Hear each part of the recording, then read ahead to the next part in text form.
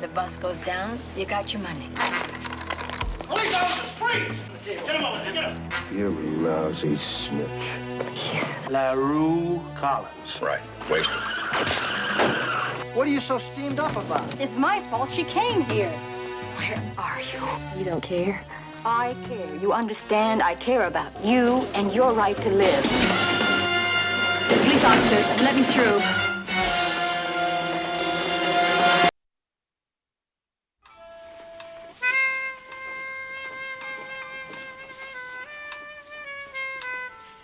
This here buyer, he's a little nervous anyhow, you know? You sure there won't be no slip-up? We don't make no slip-ups, Max. Just be sure he pays off when we deliver. You're responsible. We're laying on a lot of bread for this operation. The guys are coming in from Detroit and Cleveland. A little around the left kidney, huh, baby? Hey, that hurts. That ain't your kidney, that's your liver, Angie. You better lay off that Vino Russo. Rosso's red. Russo's my cousin. Hey, it's pretty good, LaRue. Either you're getting better or I'm getting used to your feet. No later than Saturday night, remember. After that, my buyer's long gone. You worry too much, Max, you know that? What about a pizza? Fat. This for you, baby. I'll settle up with an old bag out front. Thanks.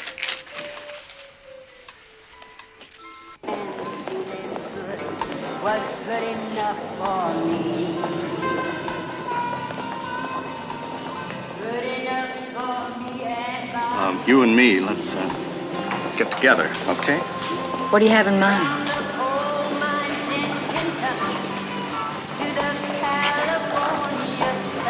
Uh-huh.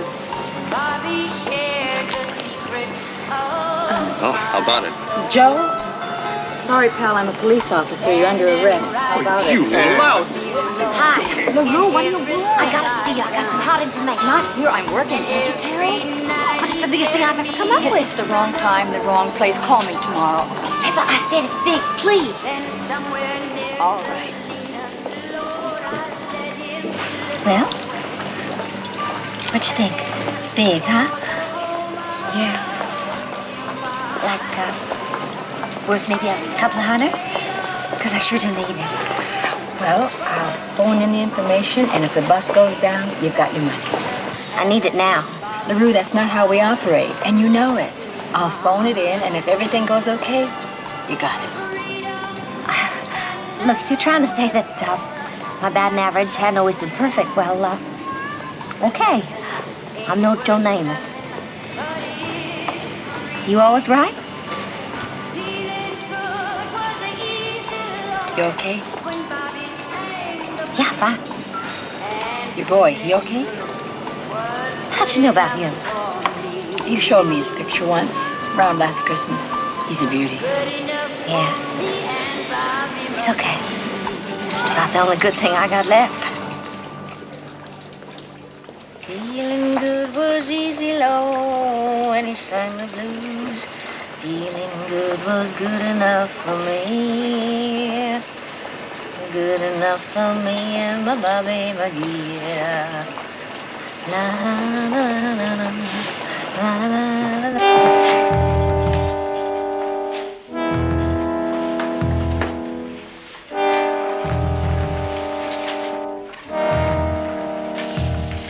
Those are good up there. Take those. Come on, move faster.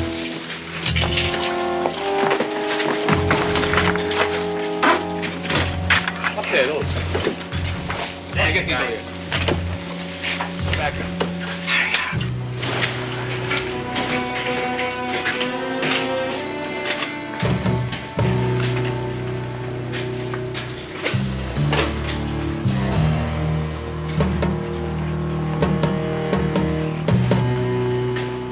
Police officers, freeze! Okay, all right.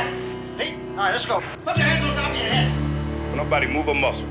Billy, Dick, hustle the other guys over. On, get him in the center. Come on, Move, let's go. move. Hey, Max, move. Over here. On the table. Get him over there, get him. On the Shake it down, table. Pete. LaRue Collins. Right. Waster. It was just another word for nothing left to lose. nothing. Do you have a phone I could use? No. Oh, suppose somebody was trying to call me. Who? Somebody. The people who come here, their wives are dead, their friends are dead. Who's gonna call them? Their rotten kids? Let's get out of here, huh? By the way, if a lady comes here looking for me, would you tell her that I'll see her at her place later on, okay? And also tell her that I said please to have the money ready. Now, don't forget I said please. You want to leave your name? She knows my name. Freedom's just another word for nothing left to lose. Taxi!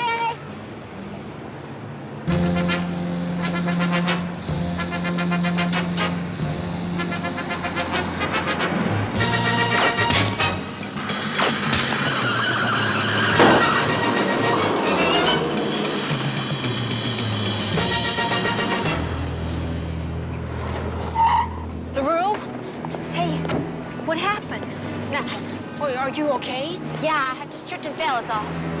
Looked to me like somebody took a shot at you, lady. Why don't you mind your business, huh? Well, then how come that wood smashed over there? Look, you want to make some bucks, or you want to stand there beating your gums? Go on, get It's your funeral, lady. Hey, you! Hey, you! Police!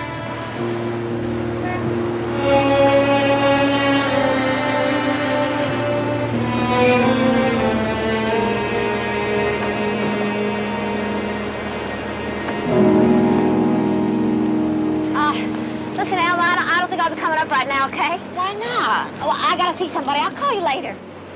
Is it about those men who took a shot at you? What man? Hey, you been dreaming again? Well, you haven't had a bite of lunch. I was going to fix you a real nice tuna salad sandwich. I'm really not hungry right now. You're never hungry. Where do you get your energy? I'm a living doll, didn't you know that? You just wind me up once and take away the key. LaRue, listen, are you okay? Fine, top of the world. Like it says in that song, I trade all of my tomorrows for one single yesterday. It's today and I'm top of the world. See you later, okay?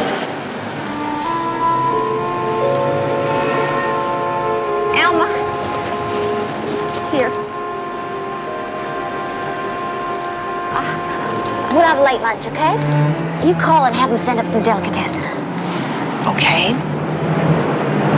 Okay? You know we are.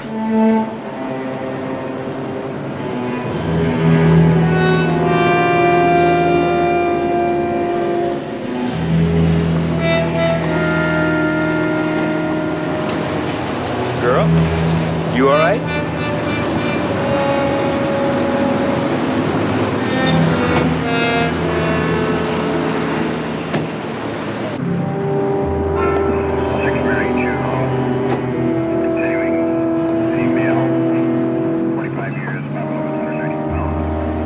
About all I can tell you for a fact is that she was not Chinese. She was just some kind of a, well, just a blonde. She just complained. Complain about what? The tea, the service, everything. You want to know anything else? No, not right now. Thank you very much.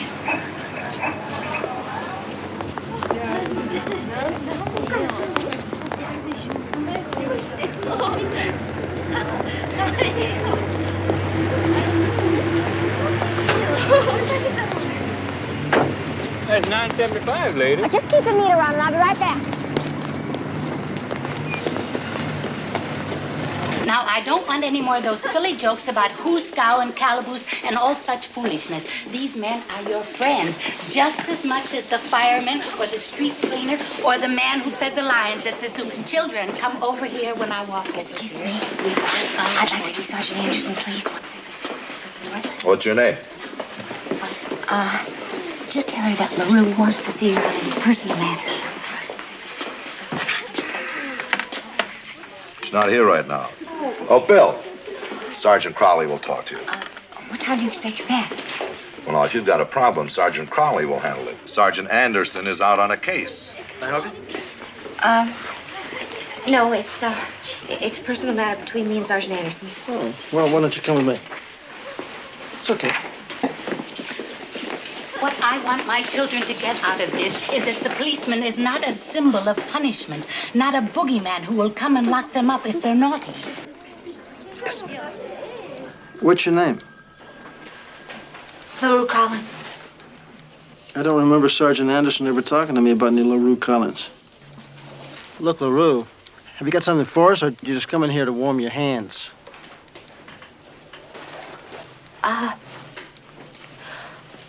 Well, what I'm trying to bring out is Sergeant Anderson and me, we usually had sort of an agreement.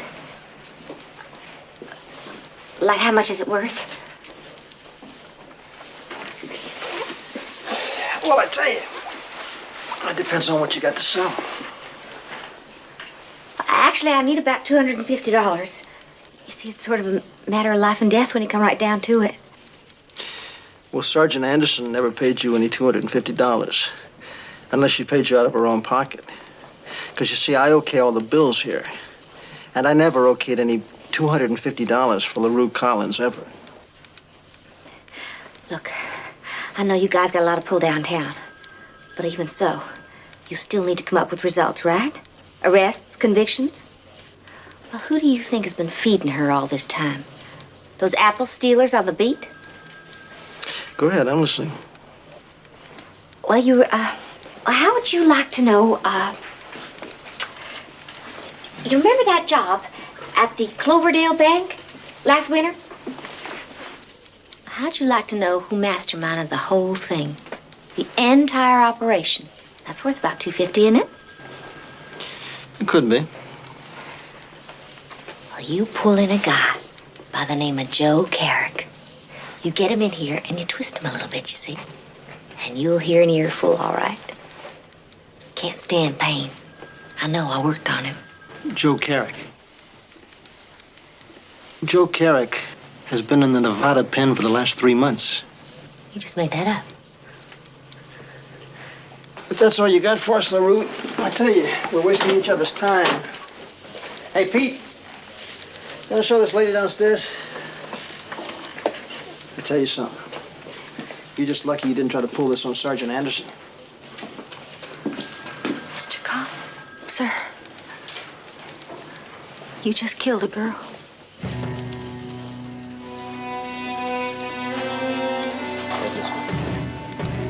Flat in Baton Rouge, waiting for a train. You knew it's fading as my dreams. By the thunder diesel down, just for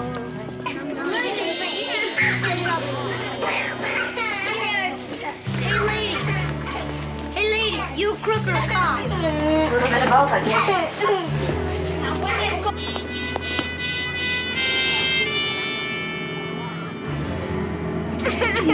Stop that. You stop that right away a little bit. You don't know when you will off. Thank you. Come on, children. Come on, let's all keep up together.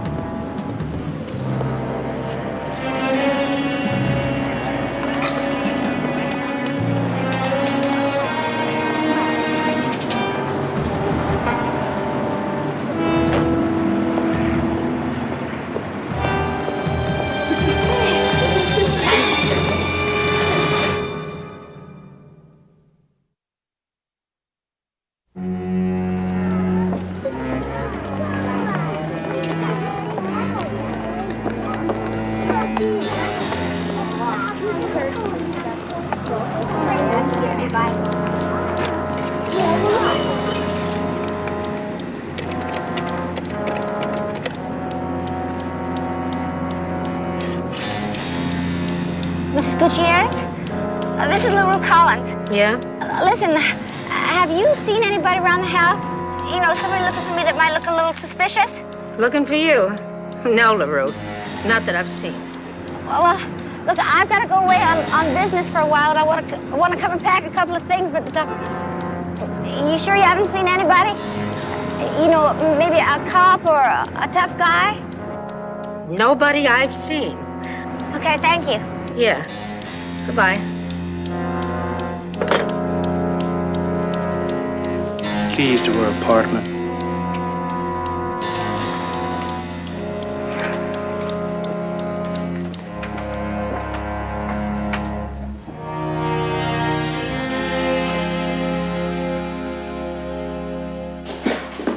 Bill, What? why did you let her leave? Let who leave? What are you talking about? You should have realized if she came here, it was urgent. What are you talking about? LaRue Collins. Tell you how urgent that was. Some crazy broad comes in here I've never seen in my life, asks me for $250 and tells me a cock-and-mamie story a 5-year-old wouldn't buy. That was some urgent. Well, why didn't you contact me? Hey, wait a minute. What are you so steamed up about? What's the matter with you? Well, I was supposed to meet her. I've got the money right in my purse. It's my fault she came here. Wait a minute, Pep. Was she your snitch on the fur bus last night? Yeah. The one you call Apple Annie? Yes. How the hell am I supposed to know that? Well, I should have told you. You're damn right you should have told me. How did I know she was going to come here? I had a dentist appointment, and he said it would take less than an hour. Yeah, and it took 2, right? Oh, God, I don't know. All I know is she must really be in trouble, because you know as well as I do that no informer is ever going to let herself be seen walking into a police station unless she's desperate. So I'm sorry, Bill, but I better go find her before somebody else does. Pep, And don't you start lecturing me about getting personally involved, because sometimes I do, just like you. Listen, get your coat. We gotta get to the Achoy restaurant. Right, what's up? Joe, Yeah. what time was the shooting? About 1:15, why? The woman that was shot at. She didn't report it, did she? Not to my knowledge, LaRue Collins came in here about 1:30, all steamed up. Somebody's already started shooting at her. Says who? This happened just 15 minutes before LaRue came in here. Do you know anybody else who ducked 2 bullets and not reported? Did you get a description of the woman who got in the cab? Come on, at a shooting, you know, everybody wants to help, nobody wants to help, so therefore you end up with nothing. Okay, Pep. Let's go find her.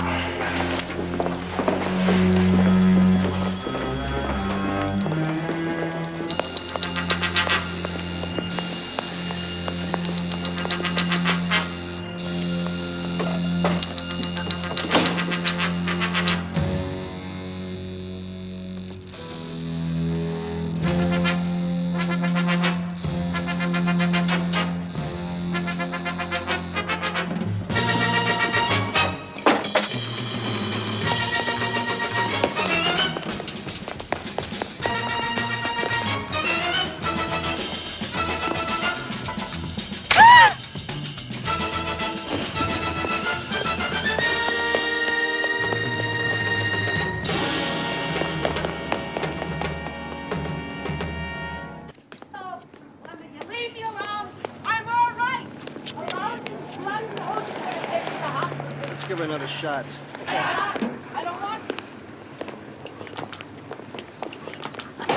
Well, let us put it this way. You have no idea why these 2 men were looking for her. I told you. Now, believe me, officer, I was in no mood to ask them no stupid questions. Can you give us a description of these 2 guys? Doesn't this cat know that around here, if you want to ask questions like that, you don't do it out in the open? Tell you what they look like. They look like 2 guys. One of them was a little taller, one of them was a little fatter. First, I thought they were cops. Only the one of them, well, he was too well dressed. If I hear anything, I'll send you a postcard.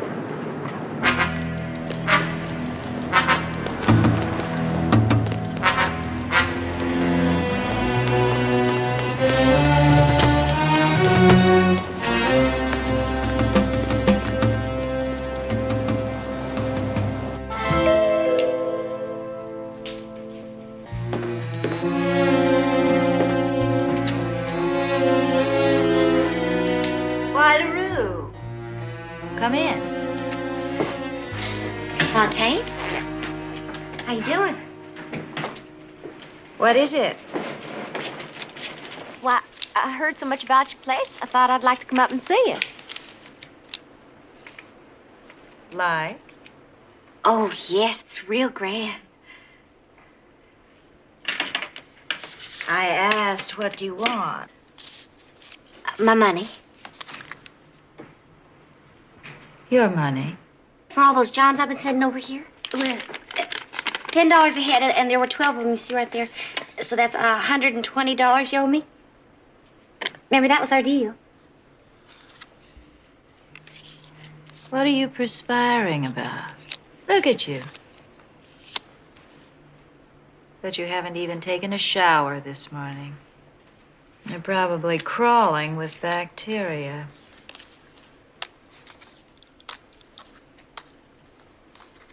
You don't know nothing. You're just fishing.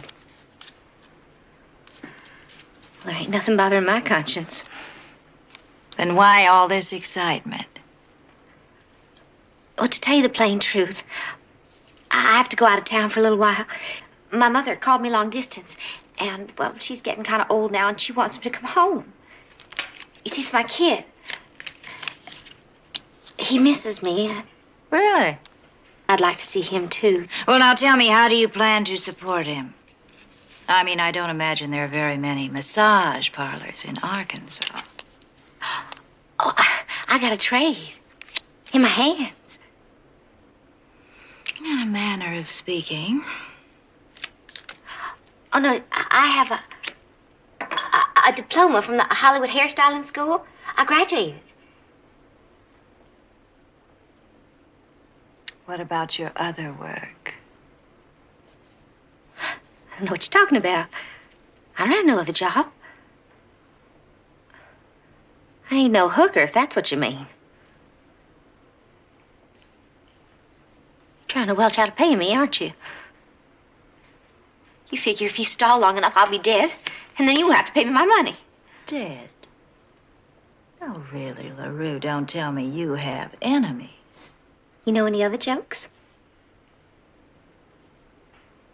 Now, LaRue, you know if I had the cash in my hand, I'd give it to you, wouldn't I? Now, please get out of here. Call me later. What time? LaRue, will you please stop nagging me? Can't you see I'm trying to concentrate? All right. Call you later.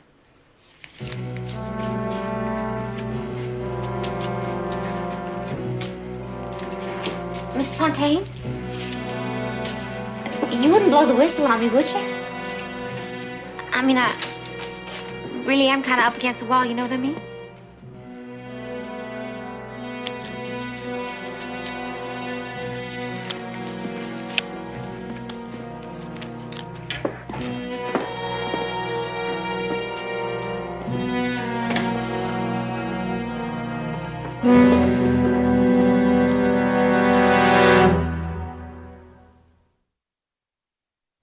I know that she's in trouble. Someone tried to kill her outside that restaurant, that Chinese place. How do you know that? I was with her. Did you see who it was? No. Did LaRue have any idea who it might have been? She pretended. Pretended what? That it didn't even happen. When was the last time you saw her? A little while after that, Then? she split. And she said to me, I will be back in a little while. Well, it's been several hours.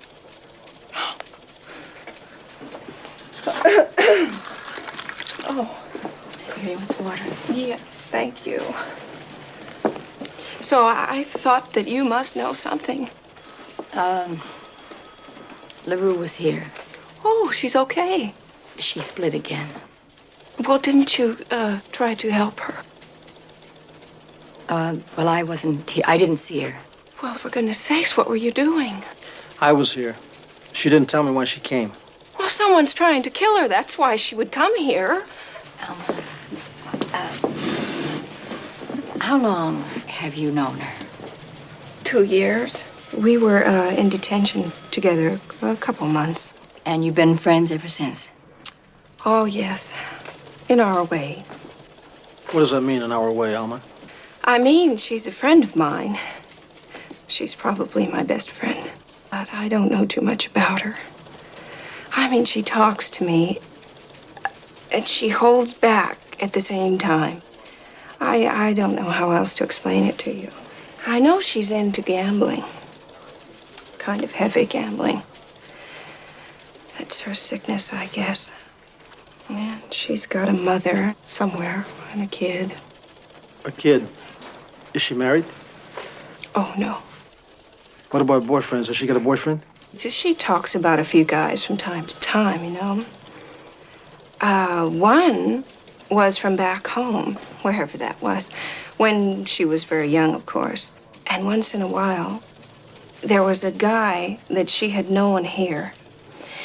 And she would start to talk about him. And then she'd stop. You know, as if she just didn't want to remember things. What was his name? Oh, I can't remember. Listen, I'm going to pull that file, okay? Okay, great. Okay, Alma, let's try to piece this together. Okay.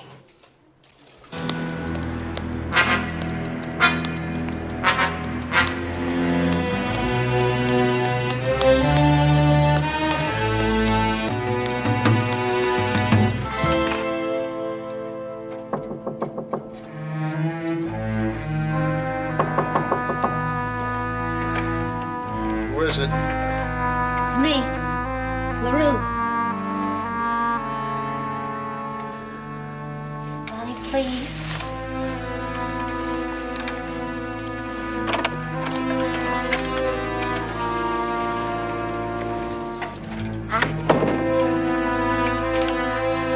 Crap game don't start till 6 o'clock. I'm not here for that. I'm not into that stuff anymore. I'll bet. Is your mother home? My mother's working. She's working to support me in the style to which I'm stuck. Making this for your brother? Something to do. What do you want? I hear you got a new girlfriend. I just wanted to tell you I hope she appreciates you. No, I've always been afraid to go on one of these things. Ever since I was a little kid. I've been missing you, Donnie. I want you to know that. You lousy, lying tramp.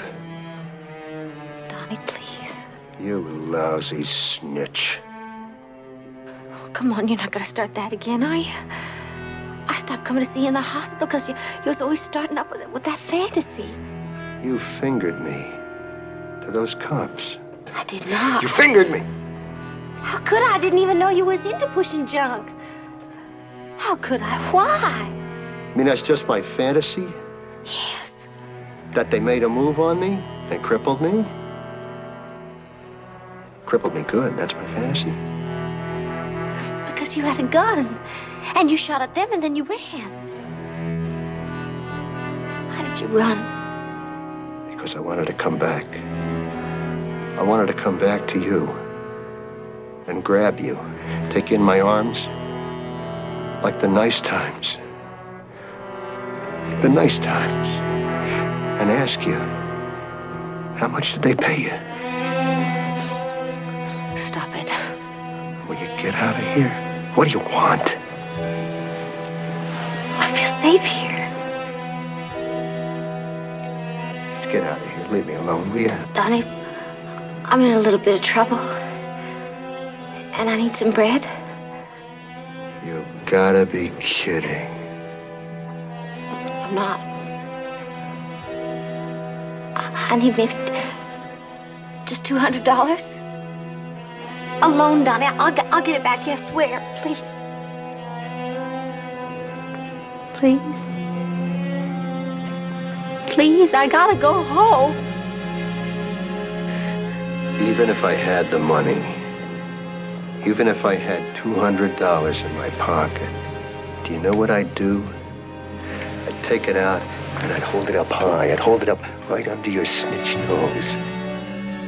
And then I would take this lighter and I would burn it.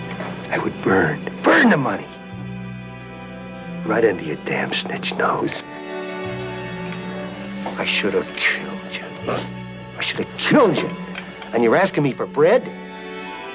Donnie, they're gonna push me off the top of the Ferris wheel. Tell them to push extra hard, will you, for me? Will you get out of here?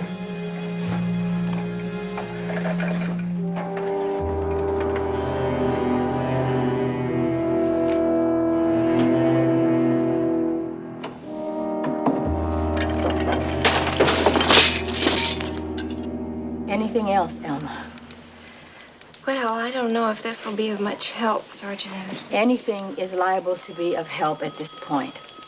Well, once she asked me to go with her to the Pan Parlor, where they play cards, you know, Spanish rummy or something like that. Did you go? No. I don't like cards. They don't like me either. But LaRue went quite a bit. Yeah? When she needed money, you know, she made out pretty good, I think. Thank you. I'll be right back. Pete, I want you to get out, check all the Pan Parlors in LaRue Collins neighborhood, okay? There must be at least 2 dozen of them. Well, then check 2 dozen. 3 if you have to. Please. Okay. Here's your mugshot. LaRue's file. Okay. Alma, I'm gonna read some names to you, and I want you to tell me if they mean anything, okay? What sort of names? Just, guys, women, people, you know, we've arrested over the years. Well, what does this have to do with LaRue? You want to help her? Just tell us if any of the names register. Okay. Okay. Ray DeCamp. Anything? No.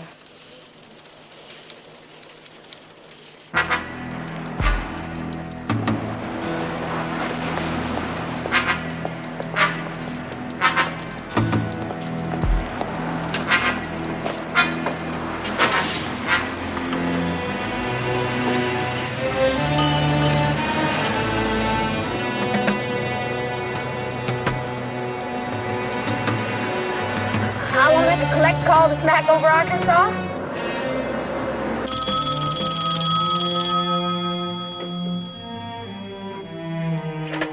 Hello. Oh, yeah, operator, I'll accept the call. Mama? LaRue, Yeah. How's everything? what do you want? Larry, he's all right, isn't he? He's fine. Now, what do you want? I want to come home. I want to be there for his birthday on Sunday, you know? Oh, that's just fine. You only missed 4 of them. Well, I want to come back. I want to be with him. I want to stay with him, take care of him. Like last time. I'm talking about this time, Mama. Look, I need you to do me a favor. I need you to send me $200 for the bus. You wire it to me, okay? I want to buy him some things. Oh, I see. It's going to be that kind of homecoming, just like Christmas. Only we never did see you get off the bus. And you never did bring him anything. Look, Mama. Now, listen, I'm sorry, but I got some ladies here visiting. And besides, the boy will be home soon from school and want his snack. All right, Mama. You tell Larry that I said that I'm coming straight home.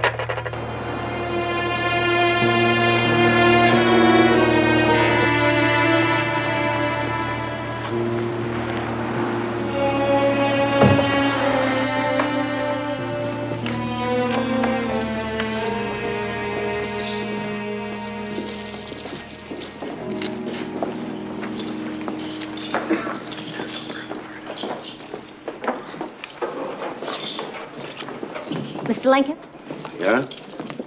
you got anybody looking for a game? Question is, can you buy any chips?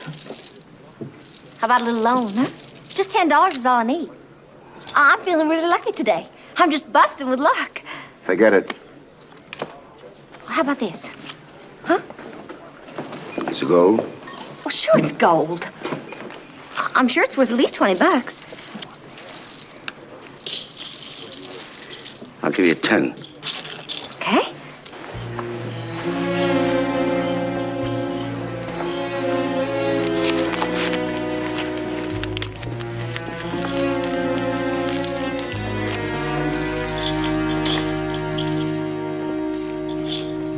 You're crazy. She didn't try to come here and borrow some money? No.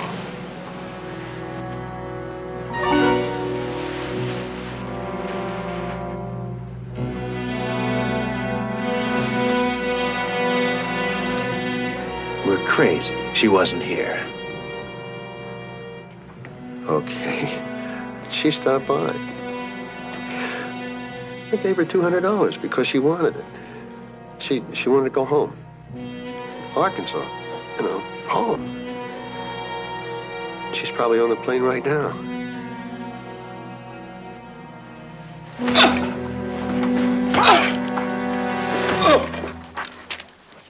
Here, what about this one?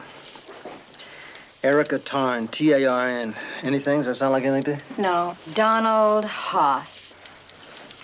No. Stephen. Oh, wait. Wait a minute. Her boyfriend. Her old boyfriend, she used to call him Donnie. Yeah. And Haas, that sounds a little familiar to me. It does, huh? Pep, what's the address you got on that? 780 Martinson. I think I'll just pick up Joe and we'll check that out. That is it. Another game? Hey, are you all right, dear? Look, it isn't the end of the world. $10.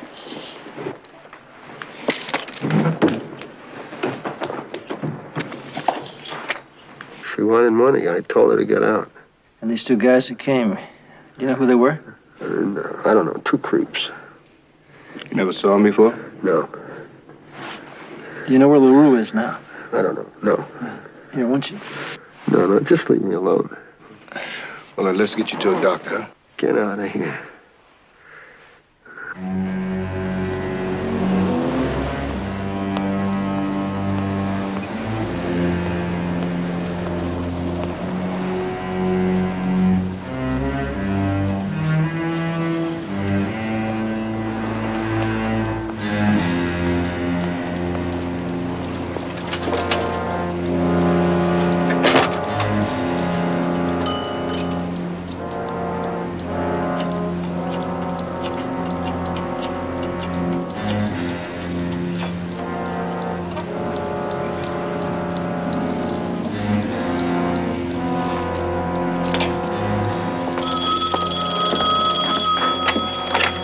Crowley's office. Where are you? Everywhere. Nowhere. Baton Rouge, Kentucky. California sun. LaRue, just tell me where you are right now, and I'll come and get you. No, I just want to rest for a little while. Talk, son. We'll talk. We'll talk. Was I so wrong? Everything I'd done.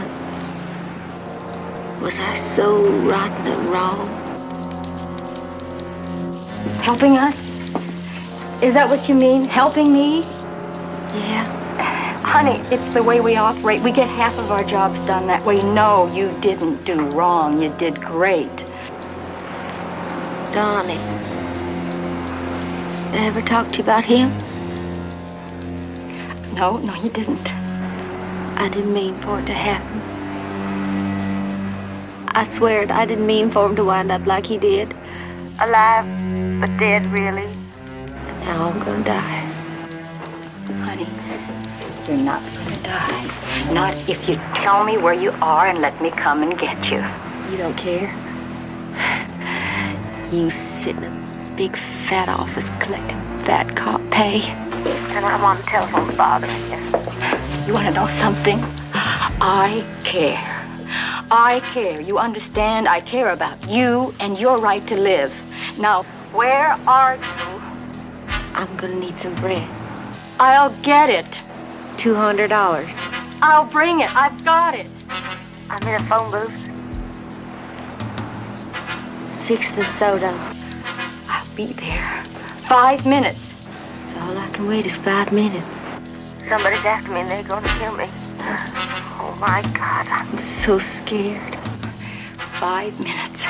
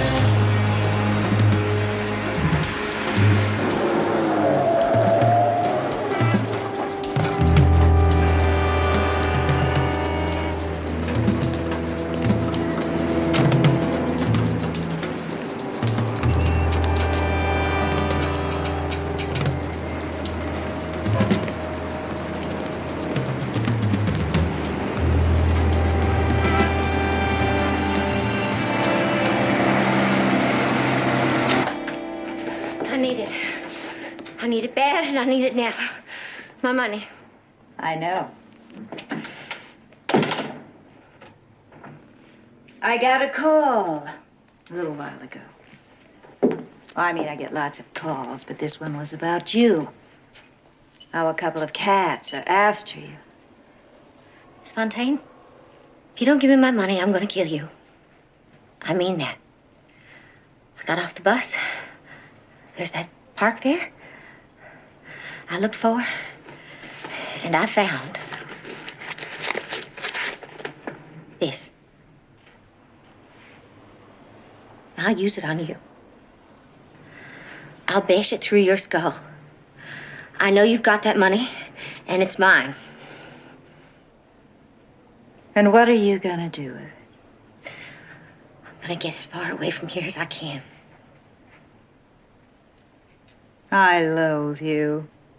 You know that, don't you? Everybody loathes you. You, your kind. You're filthier than the dirt that rock sat in. Do you know that? Or you just tell me that you know that. I want to hear that! You? With what you do here? In this place? You want me to say that? Yes! Right? I'm filth. Now give me my money.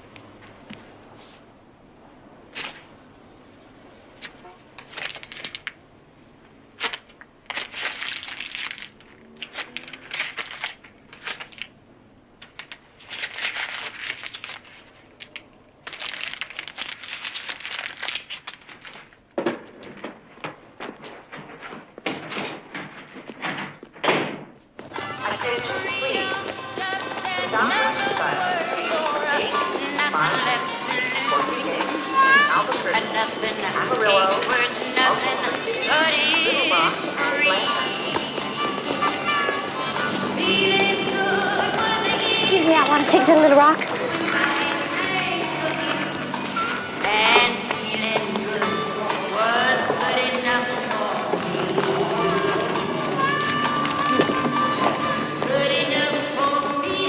Thank you.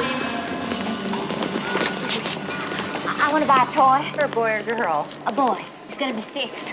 A very big, handsome 6. I like this one. Would you like it gift wrapped? Sort of? No, just put it in the bag. That'll be fine. Okay. That'll be $4.12.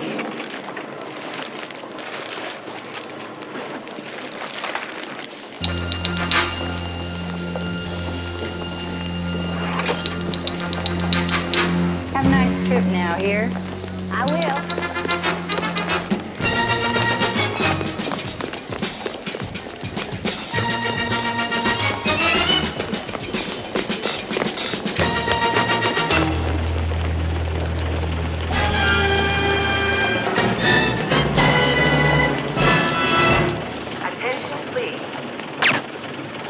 Southwestern bus is now leaving from Gate 2 for Phoenix, Albuquerque, Amarillo, Oklahoma City, Little Rock, and Atlanta. Miss! Somebody get a doctor.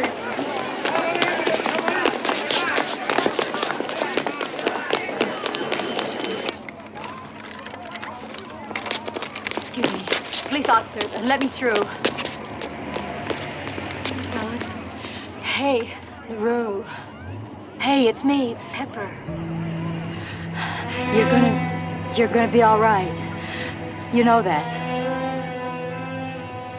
Tell Larry I was coming home. My little boy. Tell. Yeah, okay. I'll tell him you're gonna be there soon. Home and healthy and free. freedom. Just another word. Better make it fast. Yep, 2 guys. I get a description from the news lady. With this MO, they'll be in our file. She said she'll make positive identification. I want to be there when you move in on him. You will be. Officers, What's the matter? she's dead. Oh. Let's go.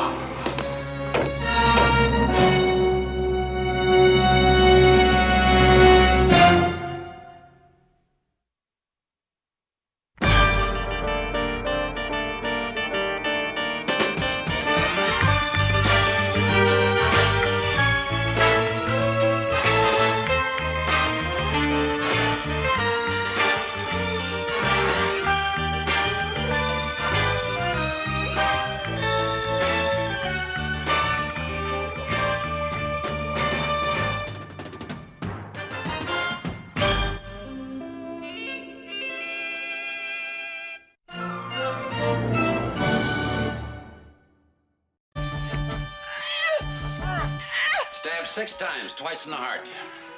The neighbors, nobody saw anything. I live here, remember? You and your wife live 2 doors down. Well, as long as I'm here. That could be the start of some new pattern. There's someone out there all wrapped up in hate. Yes, for police women. In case you forget, that's what I am. I'm a cop.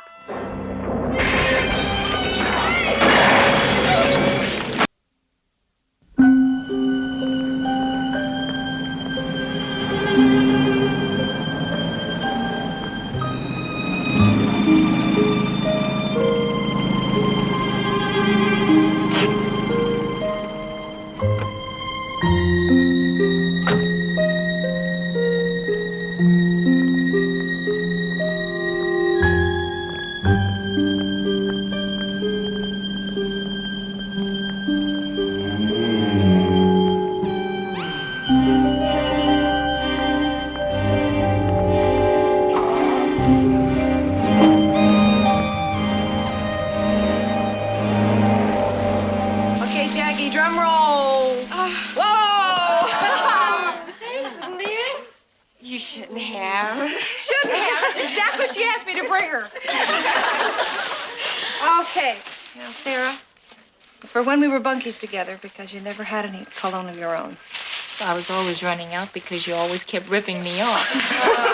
Ooh. Noche de luna, night of the moon. Well, don't wear it when any loonies around. Okay? The way things have been going these days, I'll settle for one of those. Hey, Liz, welcome back. How was your trip? Oh, wonderful. Oh, listen, for all of you police persons who haven't met Irene Boyer, this is Irene Boyer. Hi, Irene. She's new. Stolen property, lots of luck. Oh, Pepper. Perfect timing. Oh, There. thank you. Oh, Lay. Hold it down in here. Sounds like a hen punch. Hey! Welcome back. Oh. Hey, get out of here, man. This is our oasis. Where do I get my enchilada? I didn't get one postcard from you. William, the cruise was only for 7 days. Besides, you just moved and I lost my address book. That's a likely story. But I think this should appease you. Mexican Johnny Beans, right? No, it's not. Swiss. Let me see. It cost a lot of pesetas, so I want you to wear Look it. at that. Oh, Liz. Wow. Okay, it's only for very special occasions, okay? So don't wear it all the time. You don't want to Are hurt you it. kidding? This is my everyday watch. Put that right on. Oh! This means we're engaged, right? Only during office hours. Oh, how's Honey Bunch? Oh, you were such a sweetheart for taking care I of tell him. you, I give you a little clue about Honey Bunch. He's not sleeping on my bed, and I'm curled up on the newspapers in the corner. It's a dumb name for a dog. I get it. If you don't think I feel silly going out in the back yelling, "Come on, Honey Bunch, here, Honey Bunch." Crowley, the way I hear it, you gave Liz the dog and you named it. Is that what you hear? Listen, you stick around and let them work. I take you over to Vinny's and buy you the biggest steak in the house. So let's stop over to my place and pick up Honey Bunch. It's a silly name for a dog. Now does it make any sense? Well, Which means Not really, but it will later. Right? Pepper, I'm not exactly a nosy type, but Be nosy, you're a cop. back in there, Liz Robeson and Sergeant Crowley, well, I was wondering, is there some sort of thing between them? Yeah, they love each other. See, about, must be 12 years now. Crowley and Liz's brother were partners in Ad Narp. And they were working a case, closing in on a dealer. The dealer was armed, was about to take a shot at Bill when Robeson rushed him and he got the bullet instead. And it killed him. So now Liz is a cop and Crowley is like a big brother to her. That's the thing between them. When'd you get back, Liz? Oh, well, the ship docked about noon. So I went home and I took a nap, which I needed desperately. Then I just came right down here to see you guys. Hope you had a nice time, did you? Oh, excellent. What are you thinking about? Just wondering. What are you wondering? You're sure this is your treat? Sure, why would you ask a dumb question like that? Listen, even though I said steak, I just gotta tell you, I hear that Vinny has a new sandwich. Tuna and pimento loaf. That's just, no, but have the steak. If you have want the steak. Have the steak. Sarah, Oh, did you get the message? yeah, Bill, thanks. I'd love to join you, but I've got to show these to Hopkins. You're not going with us? No, I'm sorry. I've worked on 6 unfit mother cases today. 6, and I'm Okay. just too pooped. Okay. Thanks a lot. See you next time. all right? Okay, Bye-bye. Pep? Thank you.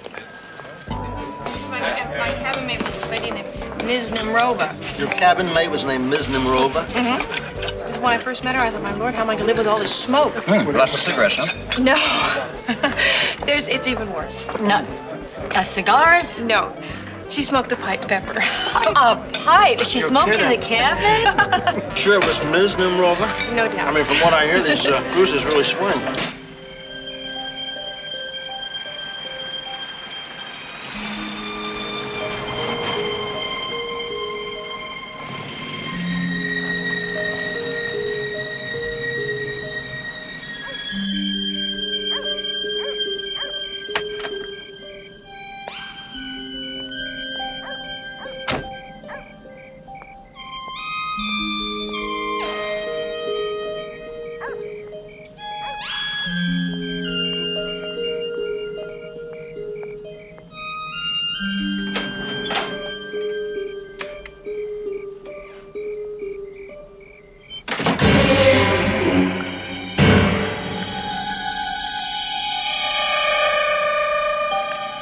He walked up to me and said to me, "What line of work are you in, Miss Robeson?"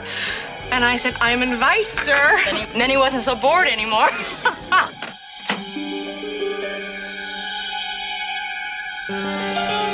I was sitting at the captain's table next night. The champagne just flowed. Bill, when can I get 7 days off to just take a dinghy to Catalina? You gotta be dingy to ask a question like that.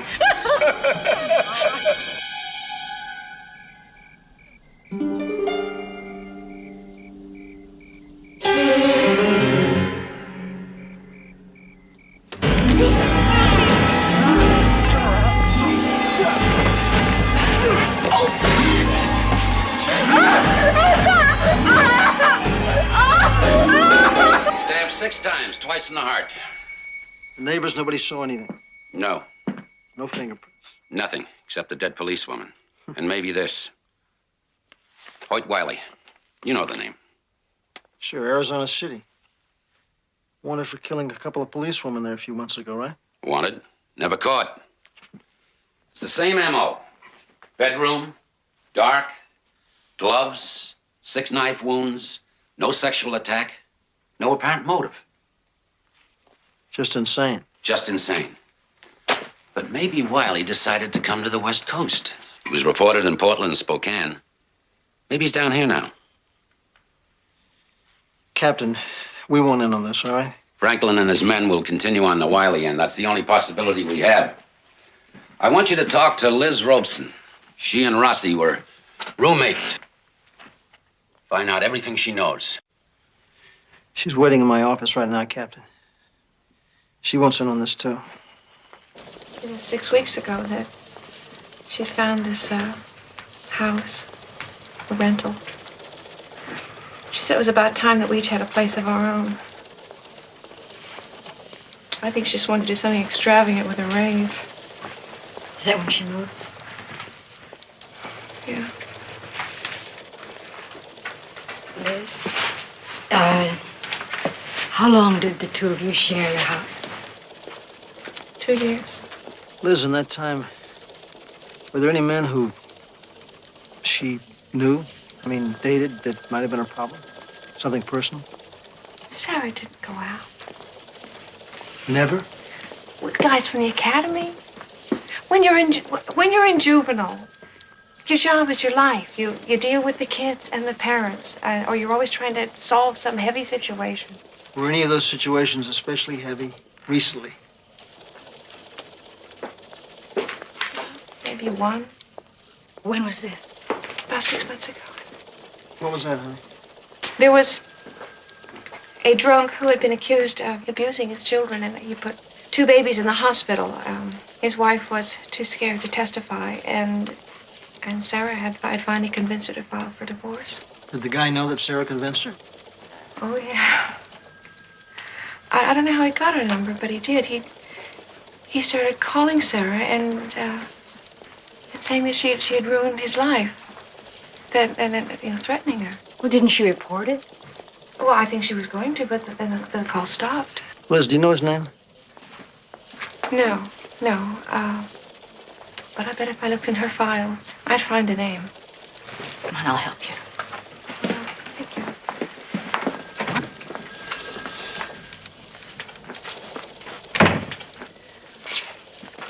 So once in a while, Sarah and I would, we'd have a beer and we'd stay up late at night and we'd talk. And one night after we'd seen this movie with a lot of really great-looking people in it, Sarah said, "I am plain.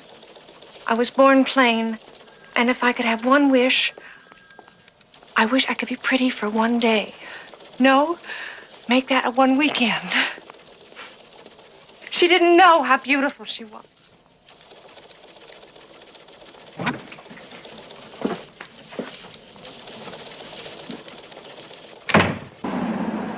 That'll be $2.25. Thank you. Thank you very much.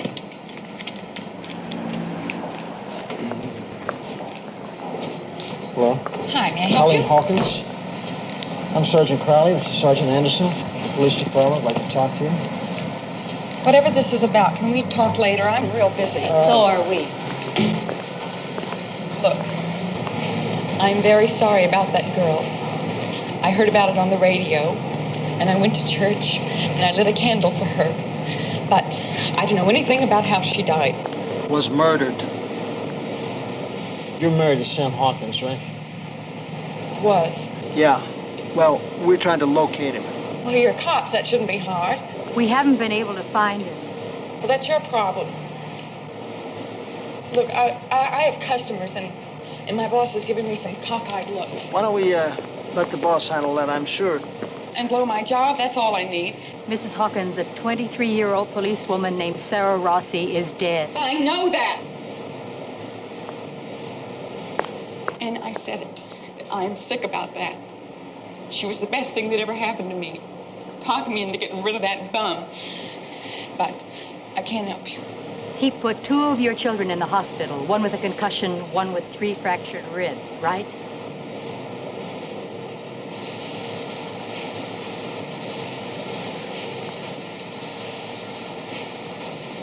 Colleen, where is he? I don't know. Have you seen him recently? About 3 weeks ago. You want to tell us where? He came by the house one night to ask for some money, obviously for booze. I gave it to him and he left. Do you know where he's living now? Somewhere in Rosella, a rooming house or an apartment. I don't know. Thank you.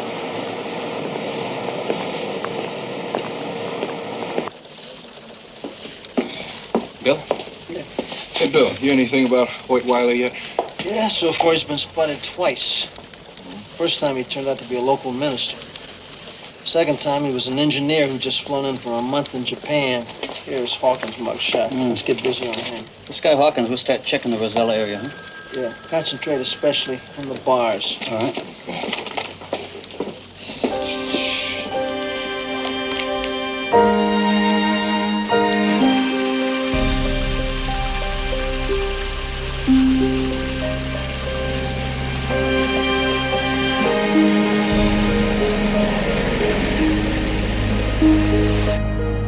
Bill, let's visit Jim's grave. Sure, honey.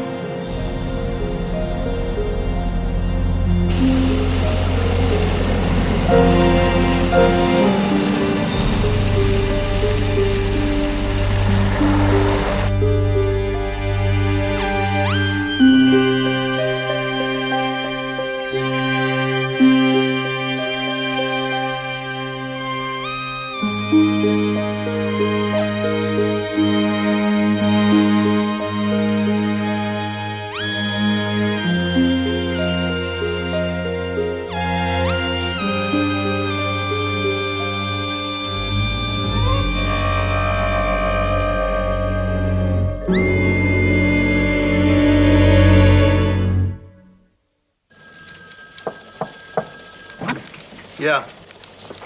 Hi, Bill. Hi, honey. Anything? A couple of love letters from upstairs. Yeah, I read the one about the policewomen protecting themselves, etc. Yeah, well, that's the one with the et ceteras. Read the one with the damage. To all division heads, we're being besieged by the public, the press, not to mention the commissioner. Nearly a week's gone by, damn it.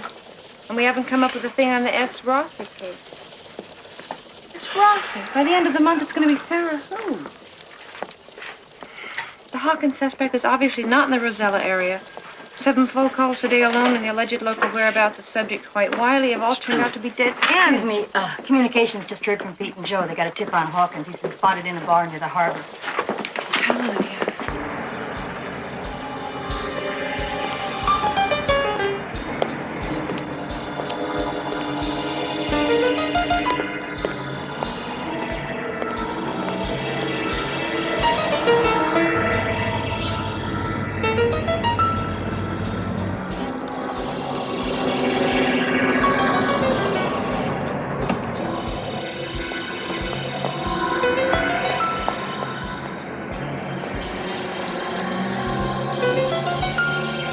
Joe.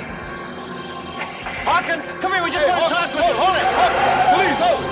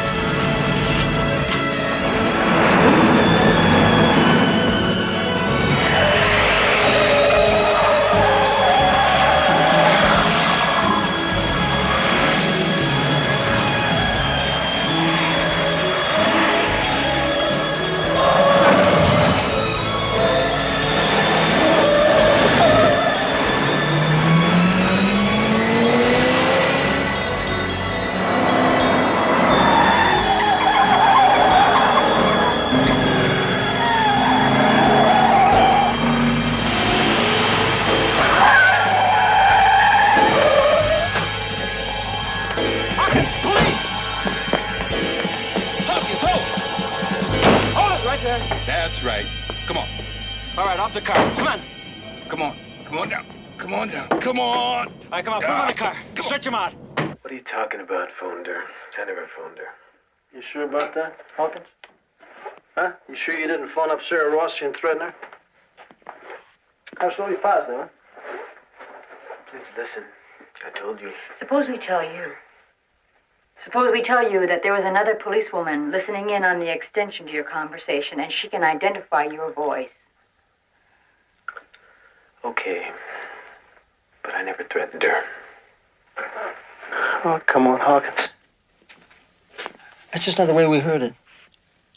I just said to her that they were my kids, my family. And she should have minded her own damn business. I didn't like her. I even hated her, okay?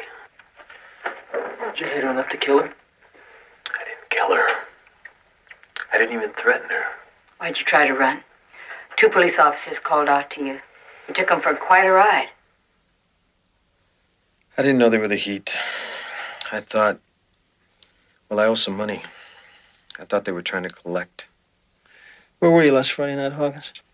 It's 1,000 years ago. Well, think back 1,000 years. Where were you? I must have been with a friend. A girl I knew. What was her name? Rose. Rose who? Brearley. B-R-E-A-R-L-Y. Who is she?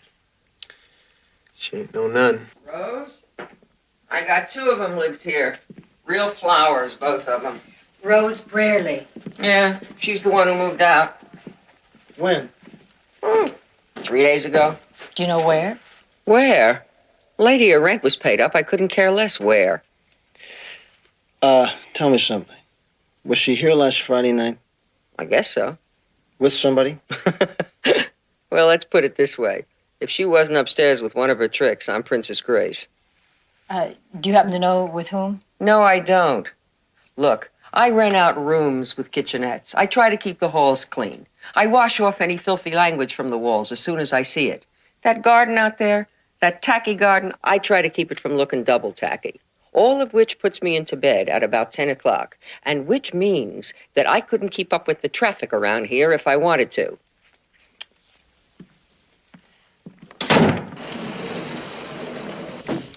You behave yourself. Bill, any luck? Oh.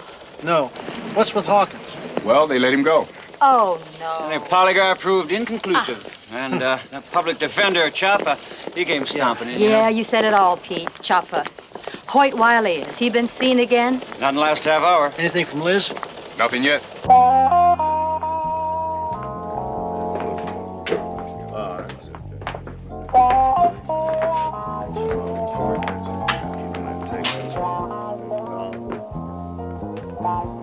Shove up. I'm waiting for someone.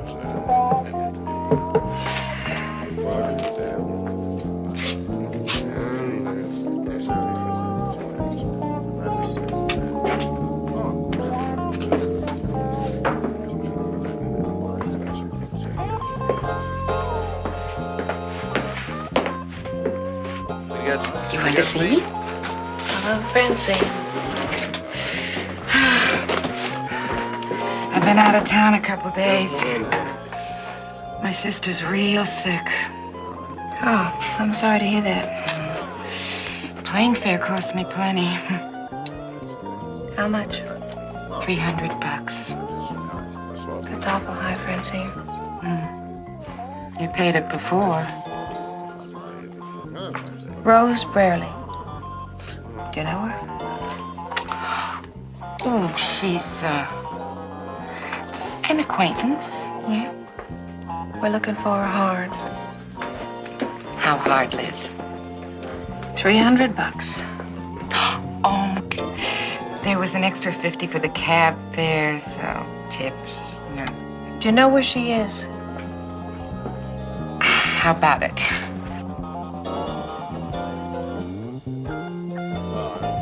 $350. You'll have it tomorrow.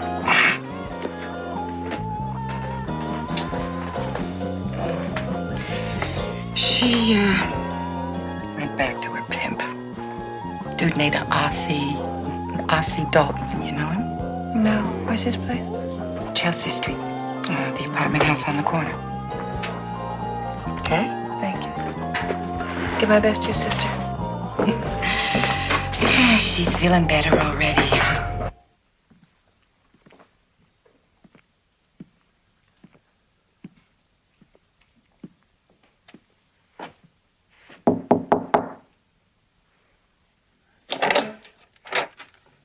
Yeah?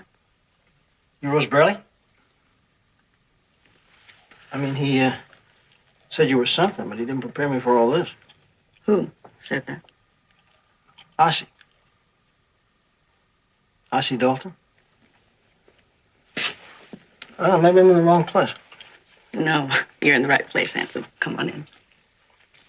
Listen, on second thought, Rose, why don't you just come along with me?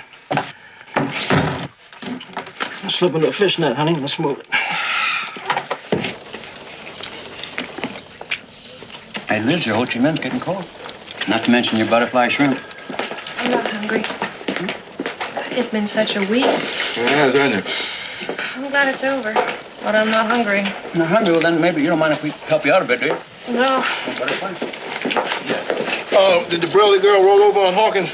No, because she was with Hawkins. What? That's right. They spent the evening together. She said he drank too much, conked out, hit the sack. Then two of her girlfriends came over and they played cards the rest of the night. He was there in plain sight. We checked them both out separately. It's true. And that leaves us with Hoyt Wiley as our only suspect. Hoyt Wiley. We just got word they picked him up an hour ago and they're flying him back to Arizona City. He's been holed up in Ohio for 2 months. Just isn't our day, is it?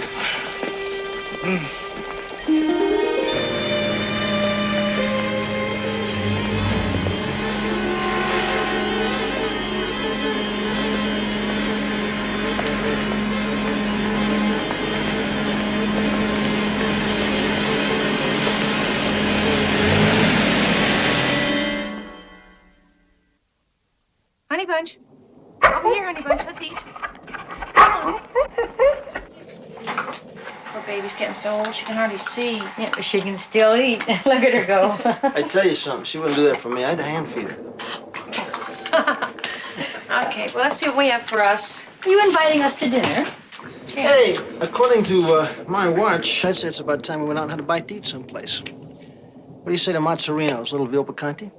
Well, I've got to walk Honey Bunch later, and I think it's going to be raining. Bill, I'm really frustrated. I couldn't smile at a waiter to save my life. Could you smile at me? Oh, you too. Let me see what I have here. Why don't I make the salad? Tell her what a good salad She I make. makes a great salad. I bet. You got any cucumbers? She's great with cucumbers. Yes, and carrots. Wait a Yeah, minute. give me the carrots. Bear? Tell you what, right after dinner, why don't we take Honey Bunch for a walk? And we'll pack you off with peppers for the night, okay? What? Yeah, we talked about it, and I think Bill's right. Wiley's locked up, Hawkins is out of the picture, and Sarah's murder, well, that could be the start of some new pattern. There's someone out there all wrapped up in hate. Yes, for police women. In case you forget, that's what I am. I'm a cop. I have a gun, I know how to use it, and this place has more locks than San Quentin. Yeah, well, I'd like it if you'd spend the night at Pep's. I've got sole, crab au gratin, lasagna, lasagna. Listen, do you have any lasagna? I'll look.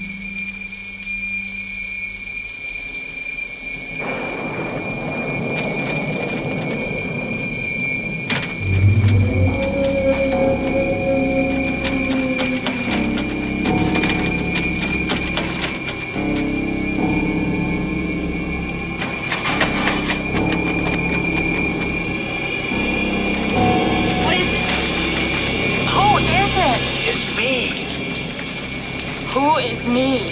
Jeremy. Mr. Jenkins. Jeremy Jenkins, at your service, Sergeant. What are you doing here? I live here, remember? You and your wife live 2 doors down. Well, as long as I'm here. It's late, Mr. Jenkins.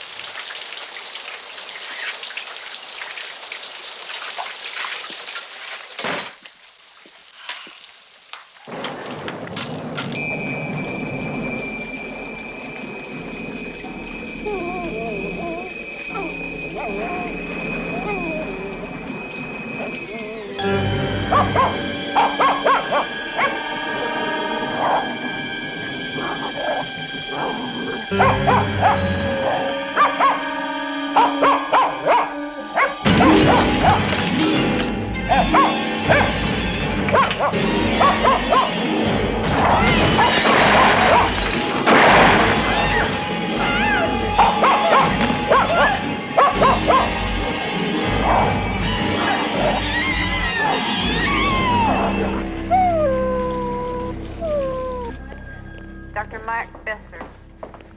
Dr. Mike Besser. Nurses Station. Sergeant Crowley. Dr. Crowley. I'm Dr. Lieberman. Is she still alive? Yeah? Thanks to the neighbor who found her and called us. She's gonna make it. Well, we're trying. Can't be sure about that. She's in intensive care. I want to see her. Sergeant, only family is allowed in there. It's okay, I'm her family.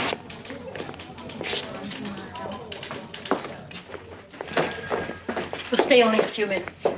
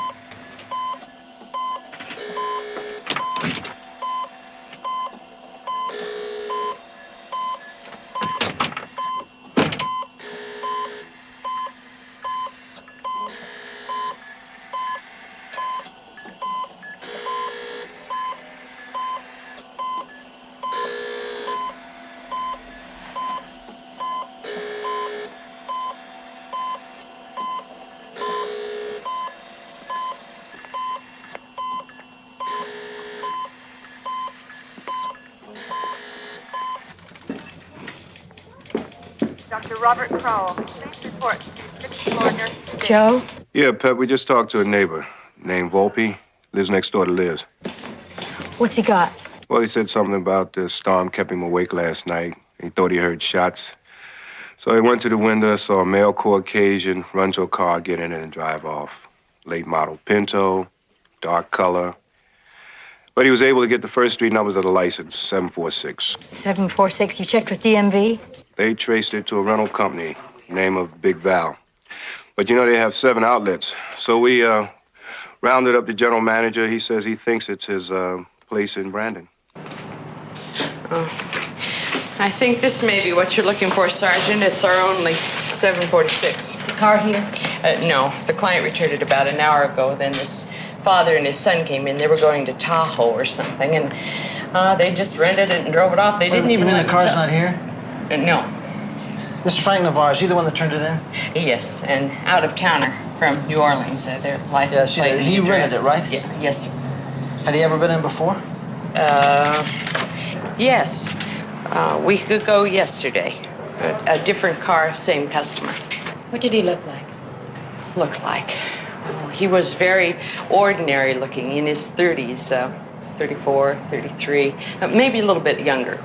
Tall or short? What? Medium. I'd have to say medium. Maybe a little taller than medium. Pep, look at this. Navarre. Today he signed it with 1 hour, last week with 2. Oh, let's move on that. Miss, you want to go down to headquarters with us, please? Oh, look, if this is just about a stolen license or something, I can't... It's more than just a stolen license, believe me. Well, but I'm alone here. I understand. You want to call your boss and tell him you're closing up for a while? Just tell him 2 cops want you to go down and look at some pictures, okay? Thanks very much.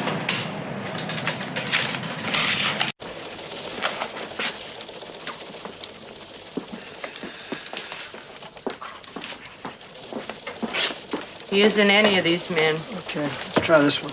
Please, just take your time. Just keep looking, all right? Yeah. I got that New Orleans number. Talked to an old woman. She could hardly speak English, and you know my French. All I could gather was that this Navarre was at work and wouldn't be home till tonight. Nothing yet, huh? No. Sergeant Crowley's office. Yes? Yes. I see.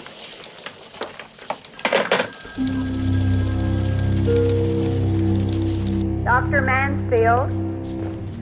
Dr. Mansfield. Report to X-ray.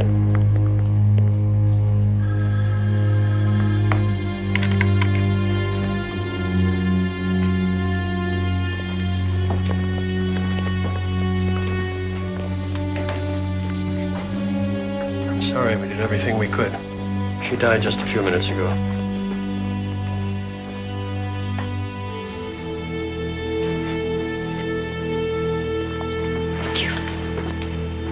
Dr. Eman, report to the resident doctor.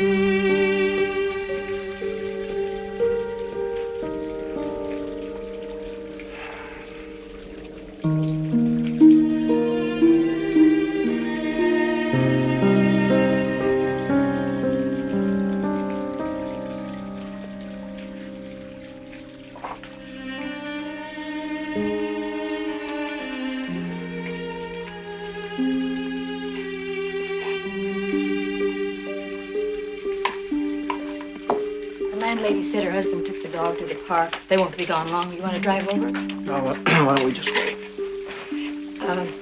This was left with the landlady for Liz and the ship's photographer. Dear Liz, we pulled in yesterday after another mad, gay 7 days. Sorry you weren't home, but I thought I'd drop these off rather than mail them. You know that service, Jim. P.S. I'll try to phone you for a quick hello before we sail again tonight. Do you want to see him?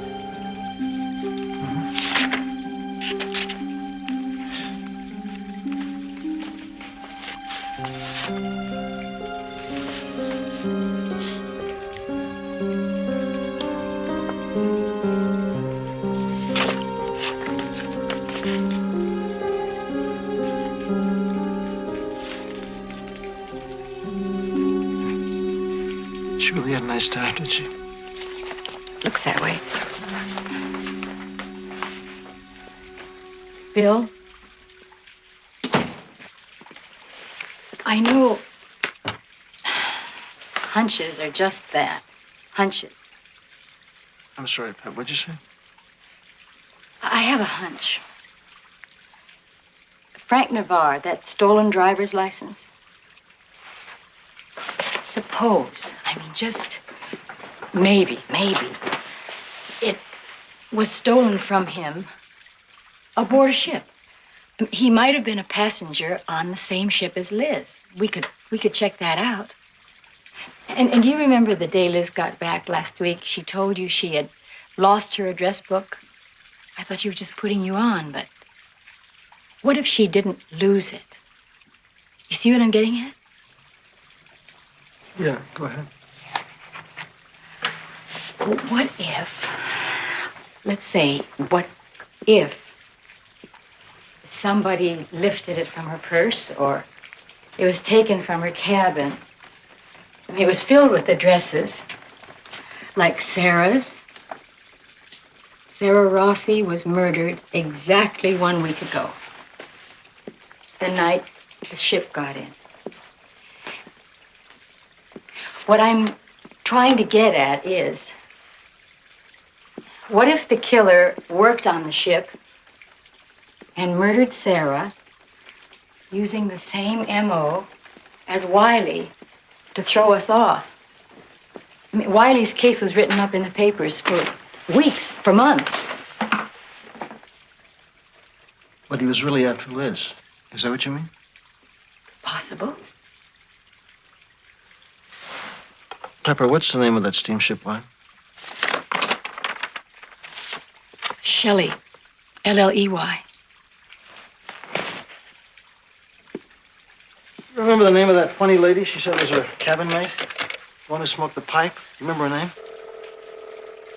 Mrs. Nimmerover, if our theory's right, could you tell us if there might have been somebody on board ship, maybe even a crewman? Who wanted to kill her? Oh, no, he'd have to be demented, a totally deranged mind. No, they were all so fond of her. And aside from her being so pretty, she was just herself. Elizabeth. Oh. Oh, no, I couldn't. What is that, Mrs. Nimmerover? No, it would be an accusation that I couldn't be certain of, so it would be unjust, wrong. My conscience, I wouldn't. Would you, please? Well, Elizabeth and I, we ate together at the same table with another couple, the Mazes from San Diego. Oh, sweet people. And they assigned us a waiter, a young man by the name of Albert. Al. And he was obviously very attracted to Elizabeth. And how did... Oh, he wanted to... How do they say it these days? Wanted to come on with her? Pleasantly, but persistently. Of course, at first it maybe flattered her. But then it began to bother her. And she began to talk to me about him. And about how... she'd be dancing with someone, and he'd be there off in the corner of a lounge just watching her. And I told her, I said, Elizabeth, dear, now, you shouldn't let that bother you. He's just lonely and a little lovesick. But now, this is the picture that I took at the captain's gala. Oh, now there's Elizabeth, and here are the Mazes, and there's he, the waiter, Al.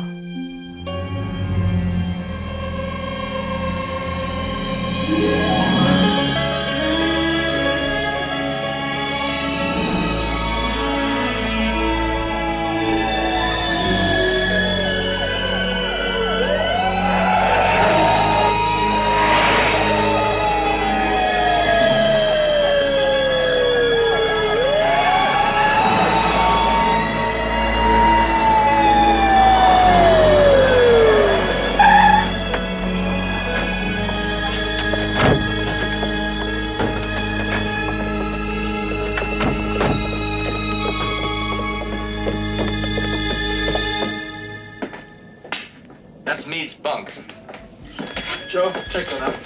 Hey, Pete. Yeah. Albert Mead, this is it.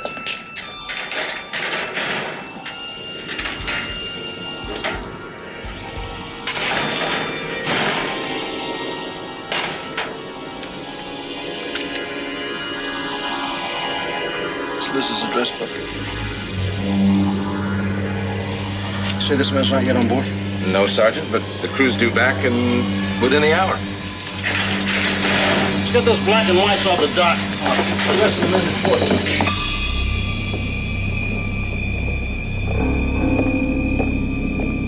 report. Two guys down there.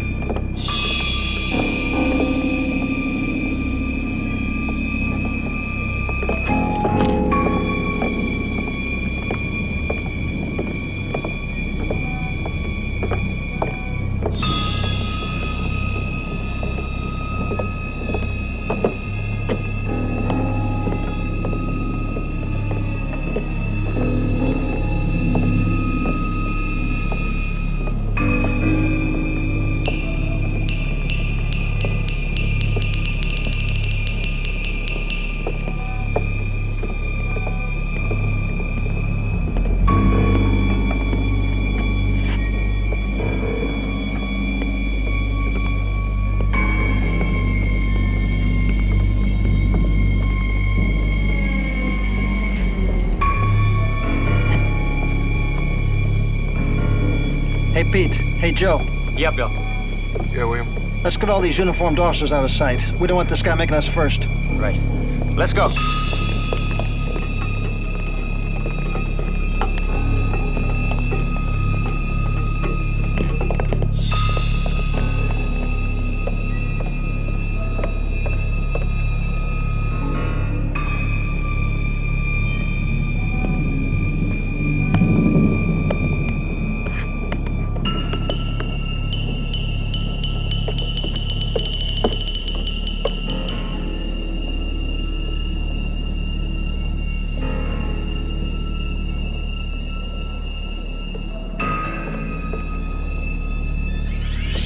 That's him.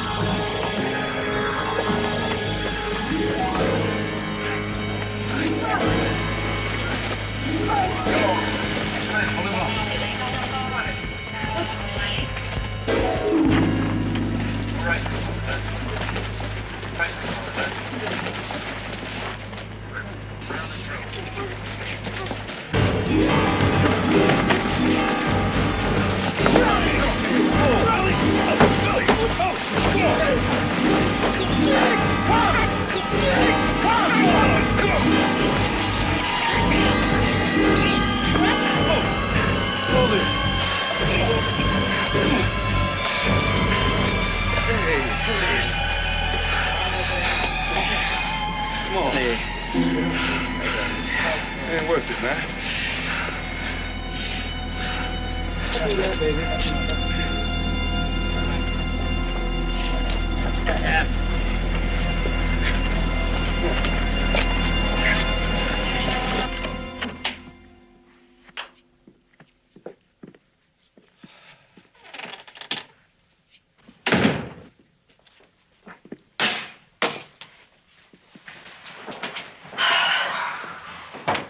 I'm gonna have a brandy. You want one?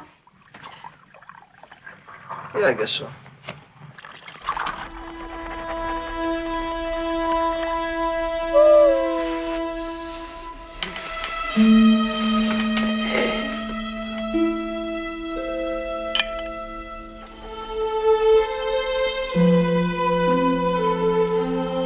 Here you go.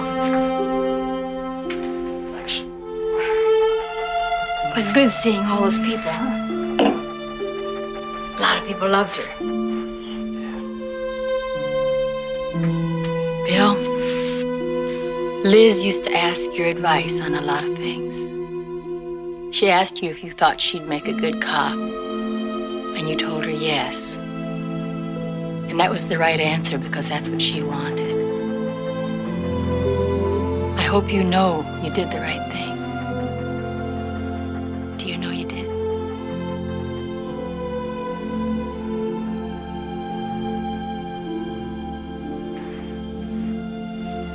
Hey, honey bunch. Dumb name for a dog.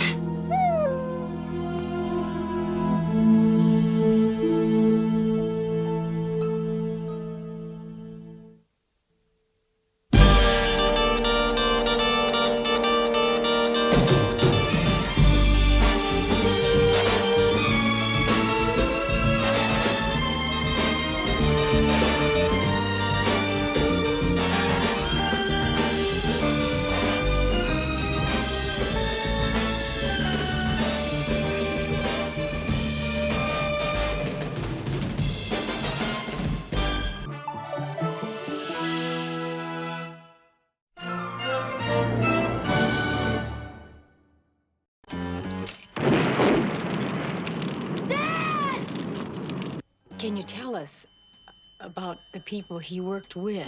Dad called him the mongoose. The mongoose? And you gotta know that he's working with somebody right inside your own department.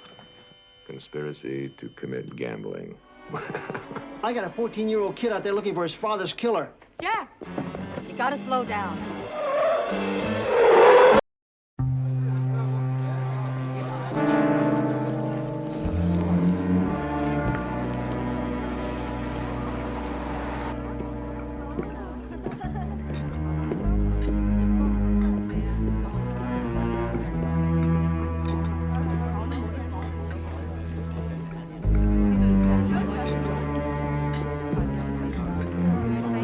Pepper. Hey, Lee. Bill. See, been a little while, huh? It's good of you to come. See. You come without asking what it is I want. You are good friends. Chin? Yet go Chashumen. You know, Lee, I think Crowley would use any excuse to come in here for your pork fried noodles. That's what I ordered. Oh, I think he's part Chinese. Lee, you got a problem, right? I need some help. My grandson. He's 17. Been gone 3 months now. 3 months? Well, why did you wait till now to call us? Because it's a family problem. But after 3 long months, I call you now. His mother, she's very sick, and I'm worried. You've not heard a word from him for 3 months, right? No. What's his name, Lee? Harriam Kwan.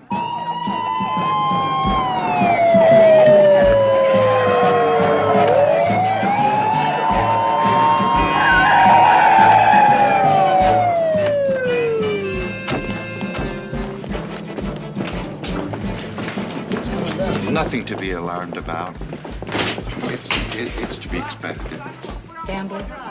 It'll be all right. You know, my people, they gamble in the back. And the police, they do their job. It's perfect at 10. We're on the way to the station with 14 suspects. All right, let's move out. Hey, listen, I sure hope you don't do anything to the cooks back there, because I got an order of pork fried noodles working. Crowley, how are you? Good, how are you? How's it going, Wagner? Hey, Pepper. Well, what is the first team doing in these back alleys?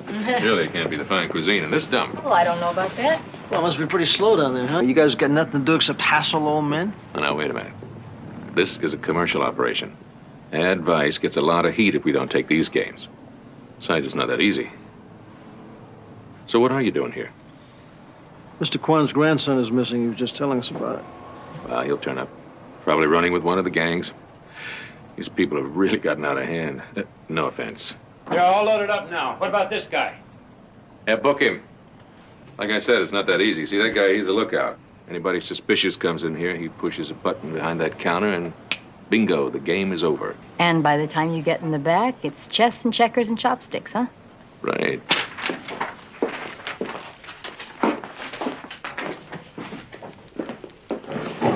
Councilman? All right. Everyone well? Yeah.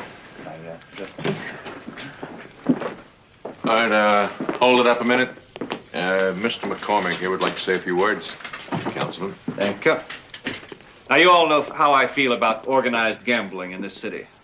Not only is it illegal, but it also breeds other forms of crime. Politician. Prostitution, corruption. And then again, you all know this. So let me just say that I stopped by to say, keep up the good work. The very good work. Thank you.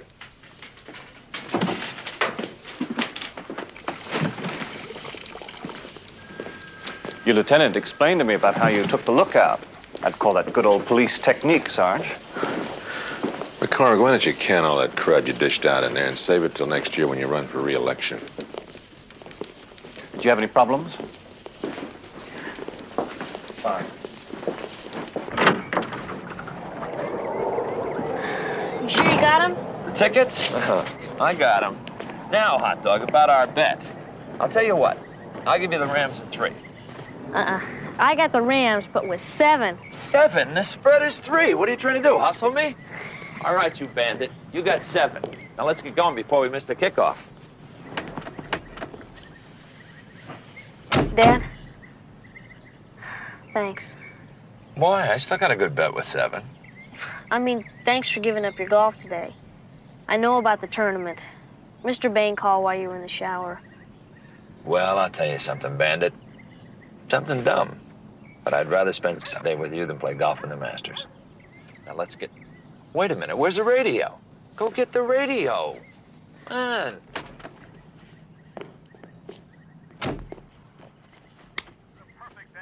All the excitement of the big game. An afternoon that was made to order and a huge sellout crowd. You know, fans, both teams come in today with winning streaks, and the survivor will take that giant stride toward the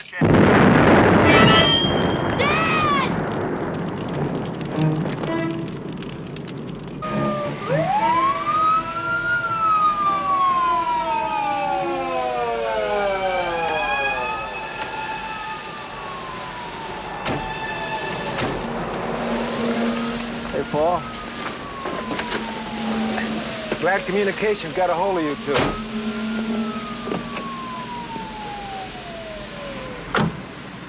Some mess, huh? Anybody in that thing? Curtis Forrester. The reporter? Right. You got any suspects? We just got started. That's his kid over there. He was standing near the house when it happened. Your kid saw it happen? Yeah.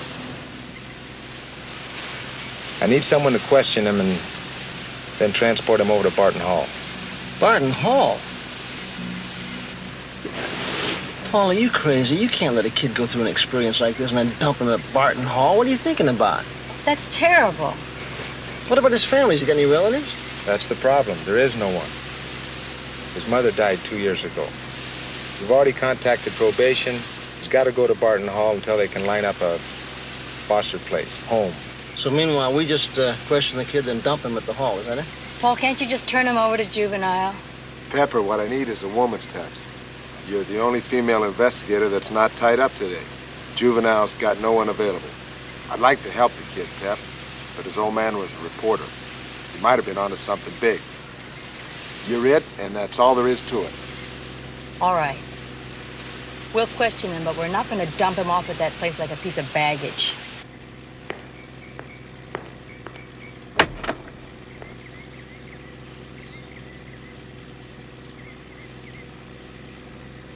Want to talk?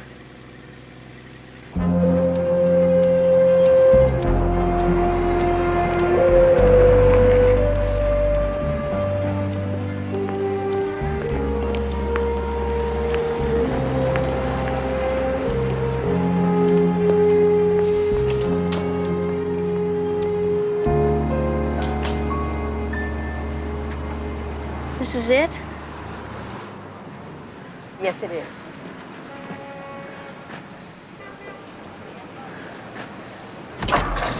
Bill, where are we going? Not here.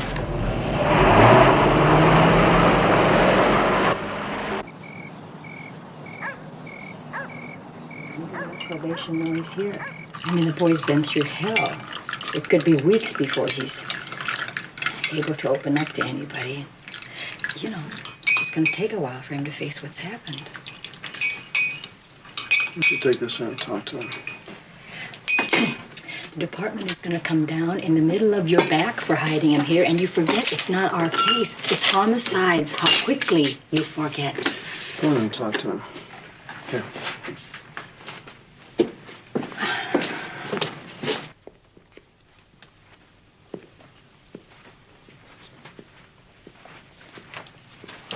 Do you like some hot chocolate?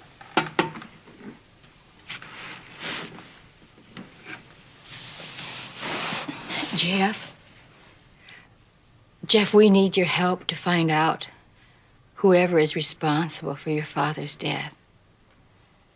We know how terrible you feel and how much he meant to you, but we need your help.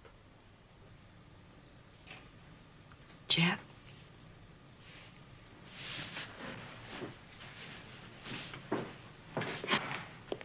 Yeah, I found some marshmallows. Oh. Want one? Yeah, I like to watch him melt. What about you, Jeff?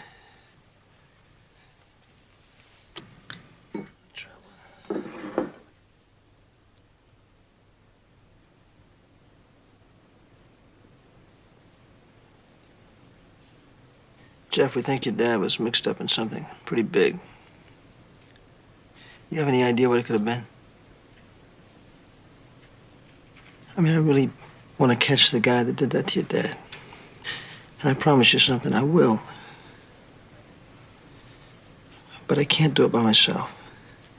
We need your help, Jeff. Will you help us? I'll help you. I want to help you. Son, do you know what your dad was working on? What kind of a story? No. He didn't talk about it much. He used to talk with Mom, but...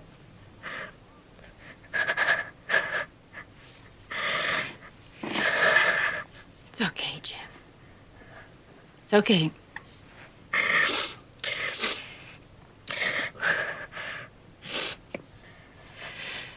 Can you tell us about the people he worked with?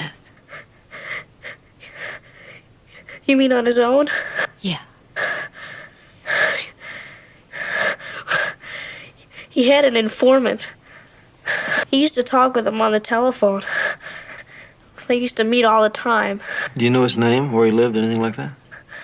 No. Dad called him the Mongoose. The Mongoose?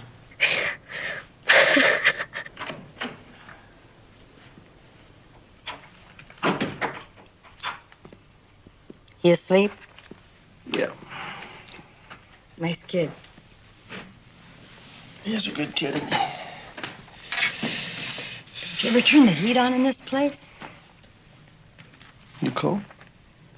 Yeah, I'm always cold. I get you some hot coffee.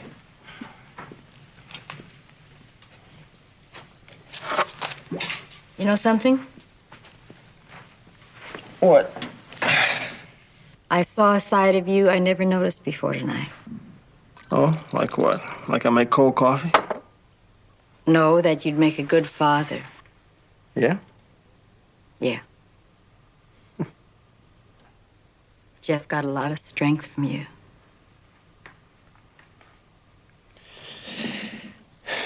Do you know what time it is? Hmm. I can't make it. I want to go to bed. I haven't finished this. Well, I want to give you the keys to the car. Pick us up in the morning, okay? You got an extra bathrobe?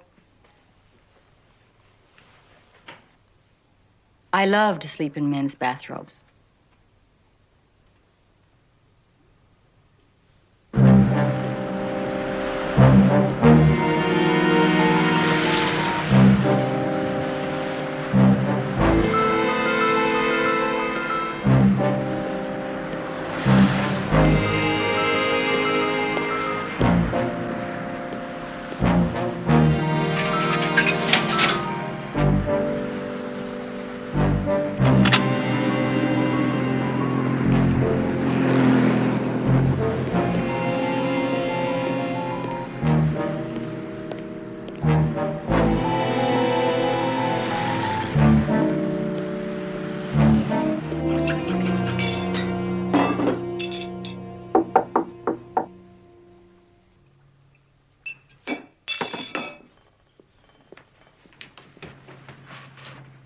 Yes?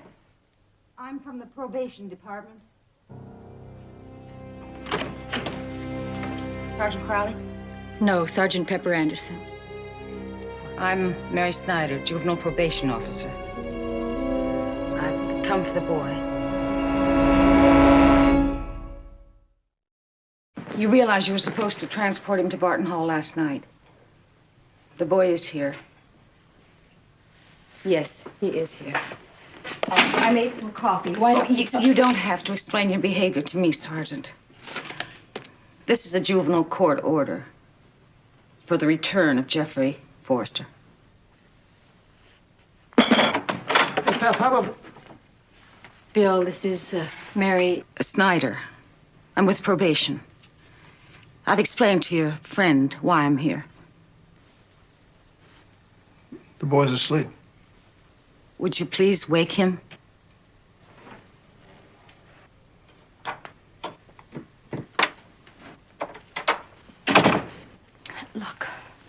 We've just begun to get through to him about his father. If you would try to understand. I'm afraid I do. You see, I have to make a complete report about all this. My only concern is the well-being of the child. This Miss Snyder and there, Jeff's going to try to find you a really good temporary home. But things are going to work out, okay? Let me tell you something. I give you my word. We're going to catch him. Sergeant Crowley,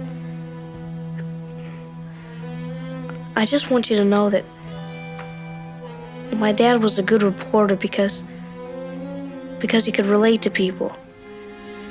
He could put himself in their shoes, take on their problems. My mom told me that once. She was right. I just wanted to thank you and Sergeant Anderson, for being like him and being with me last night.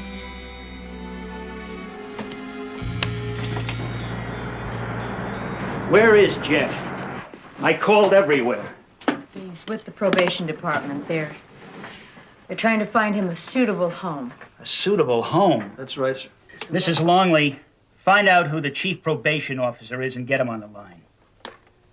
I thought a Lieutenant Salvino of homicide was assigned this case. That's right. He is. We're assisting him. Mr. Bain, could you tell us what Forrester was working on? What stories? He was working on several assignments. Like what? Consumer fraud, a profile on bank robbers. Yeah? What else? Corruption in city government. Involving who? I don't know. Kurt was the best guy here, and you people know it. And when he was on standard assignments, he touched base with me. But when he was into something big, he'd go full bore and alone till he had his facts. Which of these would you consider routine? Consumer fraud. Who's a mongoose? What?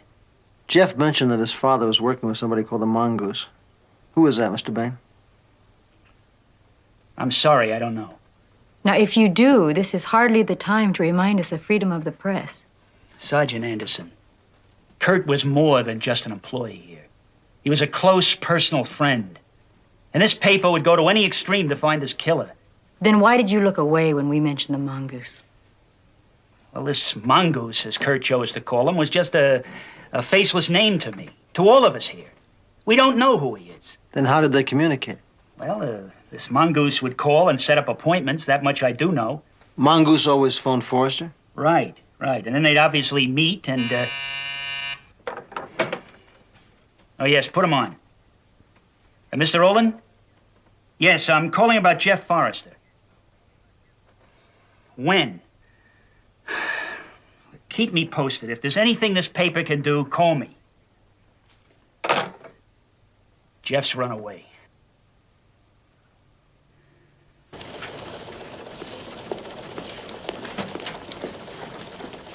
Crowley, what in the hell are you up to? Oh, I'm just screwing around here, Captain, tightening up the pencil sharpener. Don't get cute with me.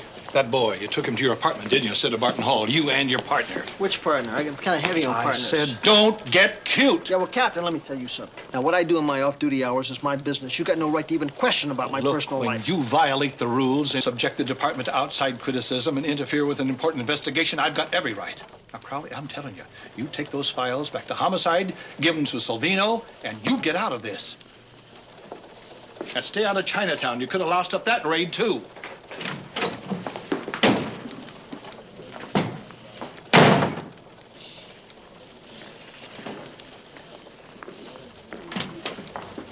Now, what do you guys have? Would you steal his holster or something? Hey, what's the matter? Bet I know what that was all about. Guess I should have gone home. I thought it was legal between consenting adults. Me too. What's the matter? You guys got nothing to do? Joe, take this file down to Salvino. No, both of you. Get over to Juvenile and see if you can help him locate that kid. Park say we were in on this? Nope. I need some help, Mr. Bain. Jeff, where are you? My dad worked with someone called the Mongoose. I want to meet him. I need his telephone number so that I can... Jeff, listen. The police will find him. You stay right where you are, and I'll send someone to pick you up. Now give me your location. I can't, Mr. Bain. Now, will you give me the number, please? I don't have it, Jeff. Now, where are you? Well, I'm not in any home, I'll tell you that.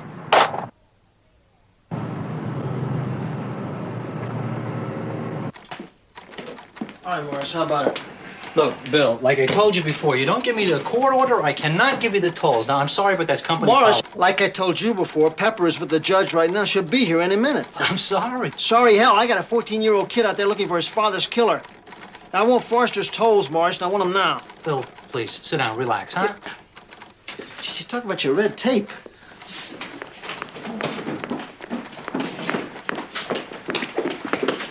What'd you do, stop for lunch? No, but the judge did. All right, let's go, Morris. Read it later, will you? Listen, if you want all the subscriber information here, it's going to take a while. We'll wait. This is the week of 6. He's got to be one of these 6 phone numbers. We'll try him. First, I want to check that house, in case Jeff might be there. You know, you're sticking your neck way out in this one. Why? Homicidal. Look at that. That's Forrester's house. 12Y50, requesting fire units to 1338 Sunshine Terrace. There's a van pulling out. Let's get it.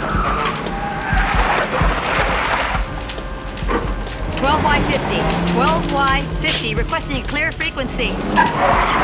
We're in pursuit of a possible arson suspect from 1338 Sunshine Terrace. You got that? Roger. Take it a little easy, huh, Bill?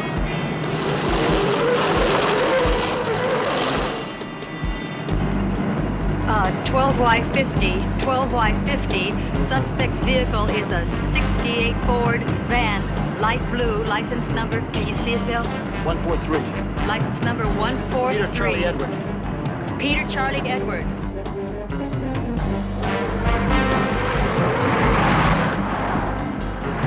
You're wild, Bill, today. Come on, take it easy. You gotta slow down. You gotta slow down. Somebody will let the other ones catch him. Lose him.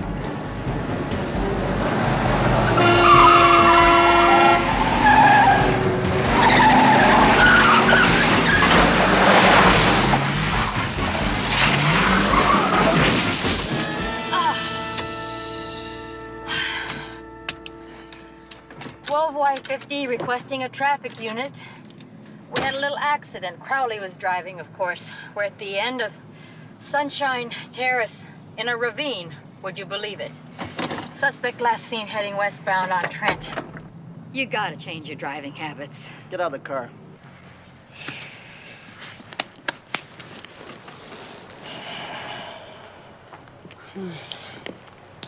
Well, Michael said it was definitely arson. Yeah. Quote, we could have parked a rig right on top of this place and it still would have burned to the ground. End of quote. Who'd the van finally come back to? Joe's running it now. Bill. What? Hey, you turkeys. I thought you ordered off this case. Oh, That's right. yeah, Listen, we were why don't you close tell by, your so boss- I asked Bill to swing by and check, okay? Well, okay. But the old man's on his way, and I'd clear out if I were you.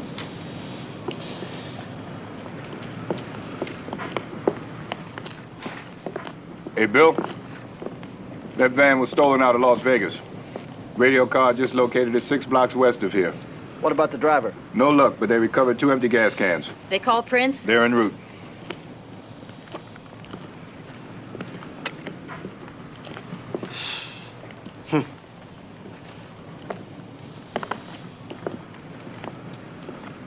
What else can happen to this kid? Yeah, okay. That's fine. We got the toll calls. Good, that was Bain. Jeff called. Where is he? He doesn't know. The kid's out there looking for the mongoose. So let's start making his calls.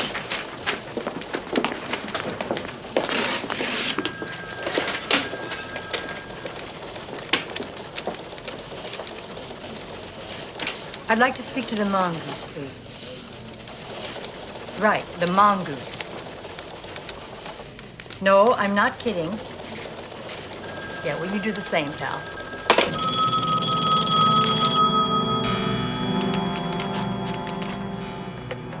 Yeah. Mongoose? What is this?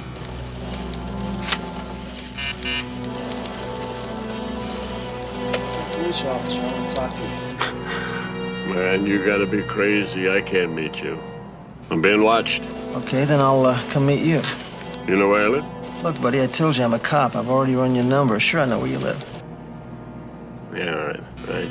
Yeah, but not here, you know, a synagogue at 8th and Oxwood. Tonight, 7 o'clock. You're gonna be alone.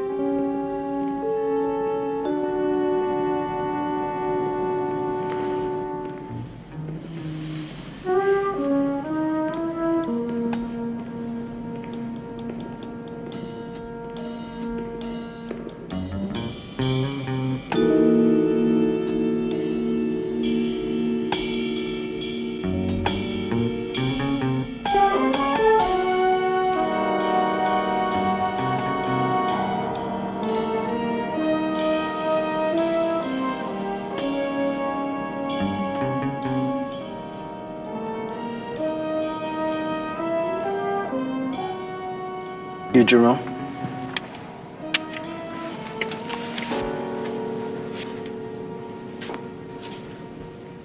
How did you know? What? The telephone company, huh? It's all right. That ain't my real name anyway. Forrester picked that one out. The real Jerome Stallings, was killed. Traffic accident. And you're who? Mongoose. That's enough, Mongoose. What was Forrester into? Man, for all I know, man, you got to be a part of the whole thing. Part of what whole thing? Corruption. That's what Forrester called it.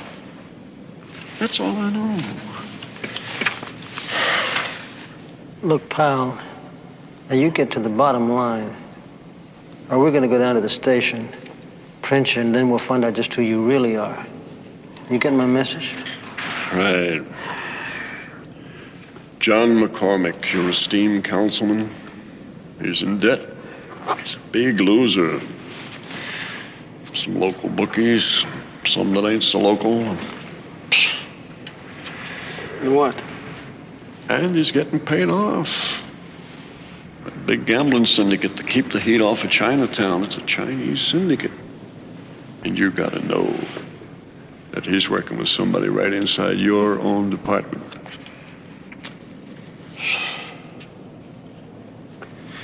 Where's the boy? I don't know. I never met him. Why? He's run away. You think he could be in any danger? Not unless he's got his father's file. What would be in the files? Well, I was able to get a hold of the Councilman McCormick's markers. Now, just by themselves, that wouldn't look too pretty in front of a grand jury, right?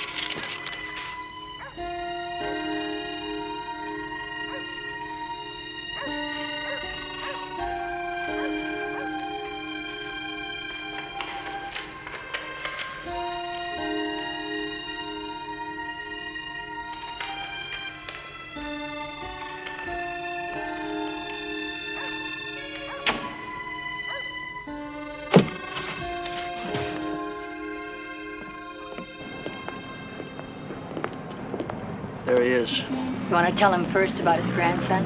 Yeah.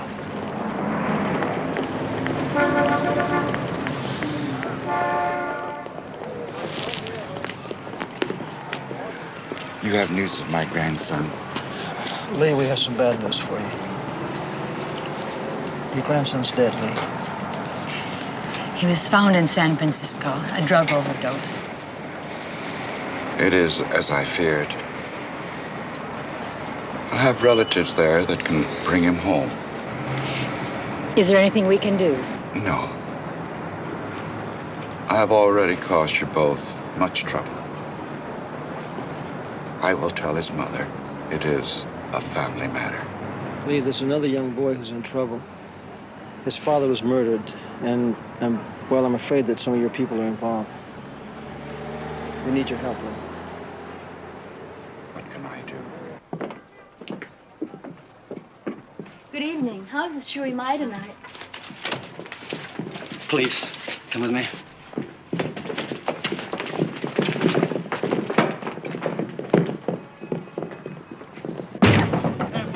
You're all under arrest. Everybody freeze. Get your hands above the table. Steve, come in and tell him, will you? Mọi người, ngồi như này này, nè, ai gặp anh Joe xong lại đổ bốc. Larry, cover that door, will you? They're gonna get their names. Everybody's name. Anything's gonna happen? Something better happen soon. I'd sure hate to have to explain this raid to Parks. I hate to have to explain anything to that hardhead.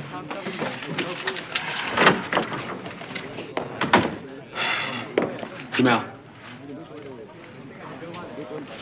Looks like somebody's making a move. You're in charge of this? That's right. Let's go outside. You've made a grave mistake. Oh, yeah? How do you figure that? This is not the night we agreed for a raid. Uh-huh. Well, I tell you, I'm taking all these people in, and that includes the money. You people must be new to Vice. Why don't we talk? My name is Fong. Being new, you should not get what the others get. Yet. Well, what do you think we should get? $500 a week for all. 500? For everybody? Does that sound fair to you? Why don't you show Mr. Fong what you got in your purse? Mr. Fong, we'd like your help with a little matter we're investigating.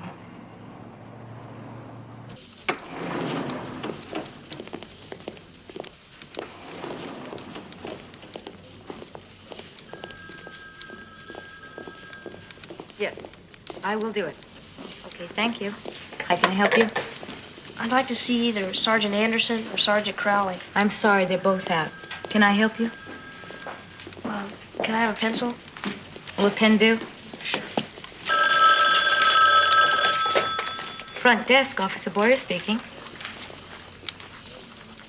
I'll have you transferred to burglary or theft. Thank you. Could you please give this to Sergeant Crowley? It's very important.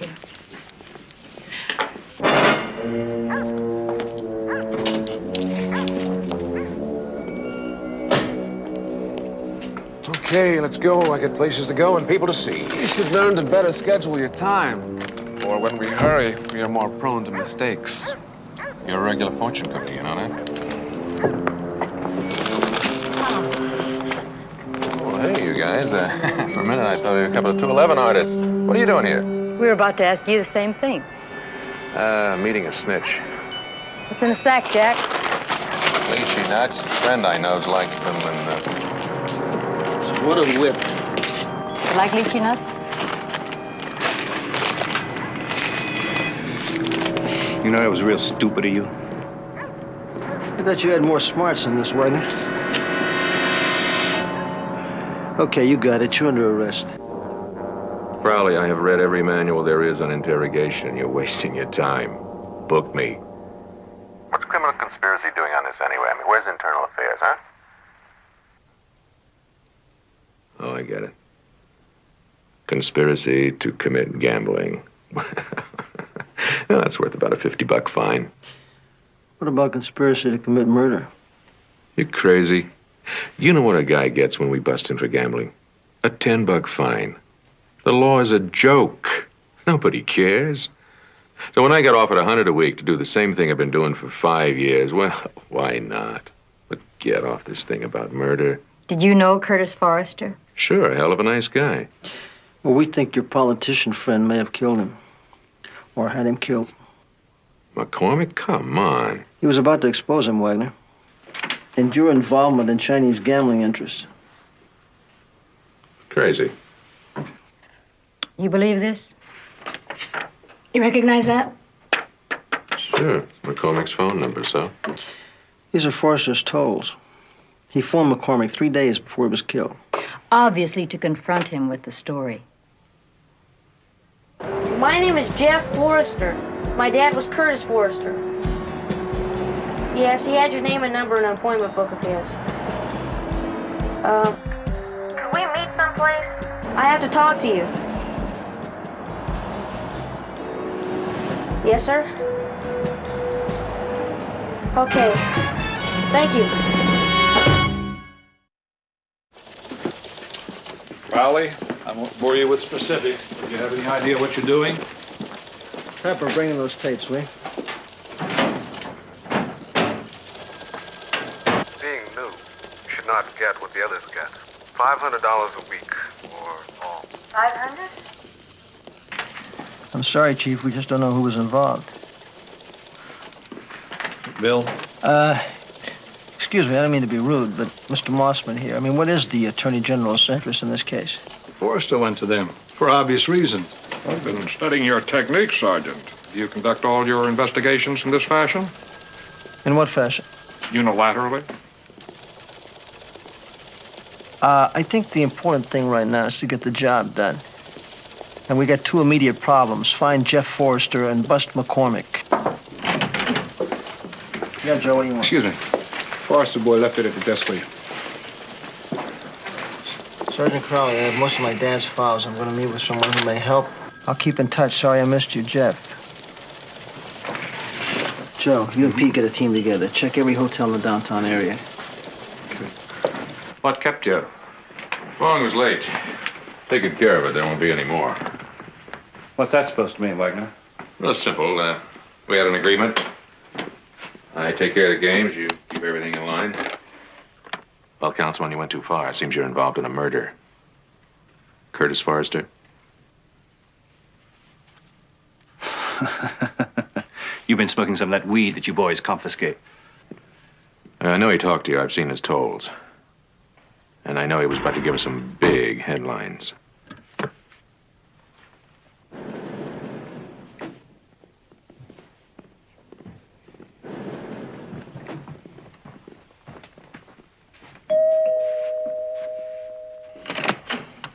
Mr. McCormick? Mm-hmm. I have a warrant to search your residence. Well, that's it. Yeah, now let's see what the lie detector says about Councilman McCormick. Hey, Rob. So, what do you think? Our councilman is being very cooperative. Oh, I avoided any area that could jeopardize your gambling conspiracy. Notice that. Thanks. What about Forrester's murder? Oh, he's clean, Pepper. They never met. Forrester did phone to set up an appointment. McCormick thought it was about a story on his good record in fighting crime. But McCormick and Forrester never met. That's right. Okay, thanks, Rob. Yeah, thanks. Listen, call Bain's office. See if you can come up with any more background on Forrester's assignments. What about robbery, homicide? You want me to call them? Pepper, just call Bain's office, okay?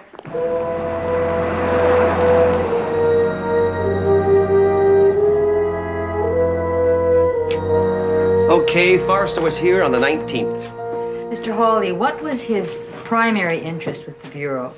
He was writing an article on the futility of robbing banks.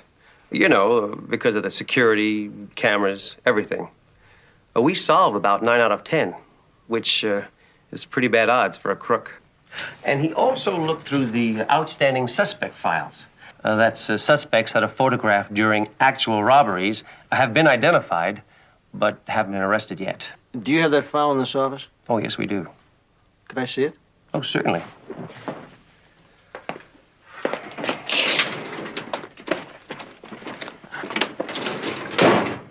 Most of them have been reduced to wanted posters. Forrester looked through this hobo? Yes, he did. Several of them interested him. Oh? Well, one in particular because he took it with him. Let's see. Looks like we got our work cut out for us.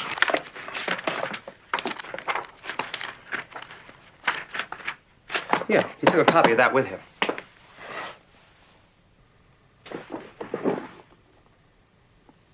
Looks like... We're gonna move on it.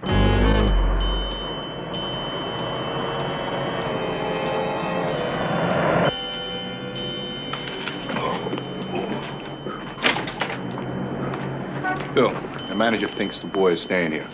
Room 109, paid for 3 nights in advance. Where's Pete? Upstairs checking. Anything about the mongoose? We just left there. He's gone. Robbery homicide's gonna stake it. Hey, you got a hand? Yeah, look what I found in the kids' room. Looks like he's got a meeting with the mongoose tonight at 8. Where? Doesn't say. I think I know where. Yeah?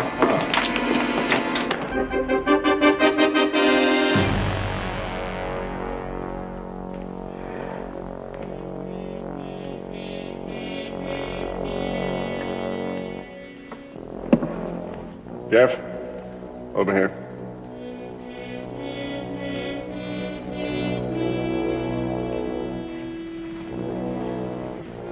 Son.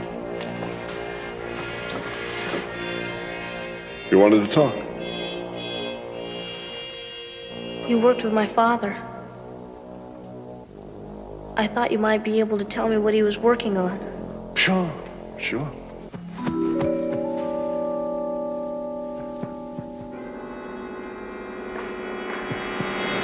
Hey, Joe.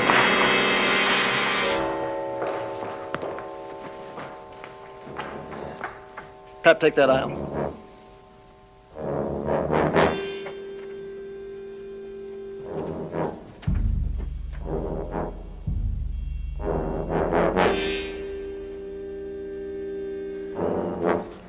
It's your dad's file? No, just some notes I was taking. Anybody know about this meeting? No.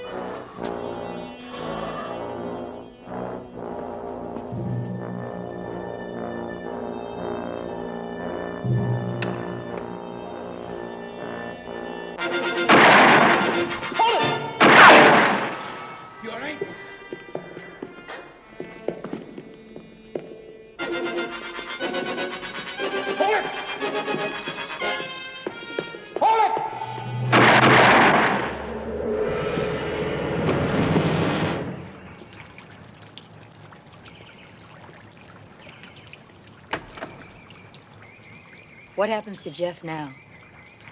He's gonna stay with the Baines so they can find a good foster home. Good. Is he okay? Yeah, I think he's gonna be okay. Son, listen. I want you to keep in touch with us, will you? Gonna stay in touch? Well, all I can say is that I love you both. We love you too, honey. We really do. It's tough. We know it's tough.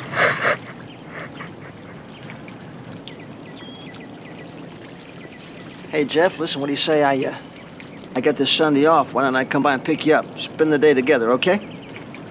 Pepper? Oh, well, I don't know about pepper. Yeah, okay, with pepper. Okay, you gonna tell me?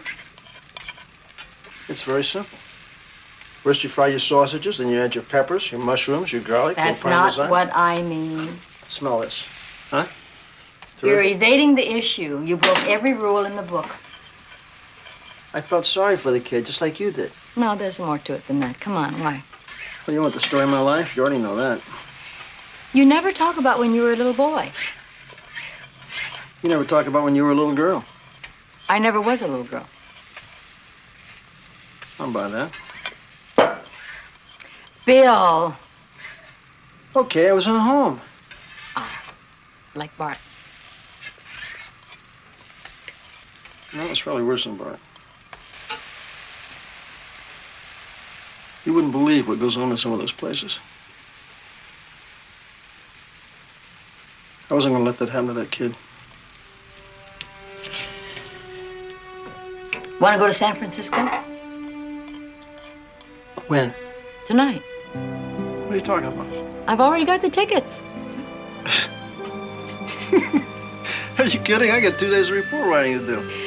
The review board reviewed our little traffic accident. It seems we failed to avoid an avoidable accident. We are on a 2-day suspension. We are? You wouldn't believe what goes on in San Francisco.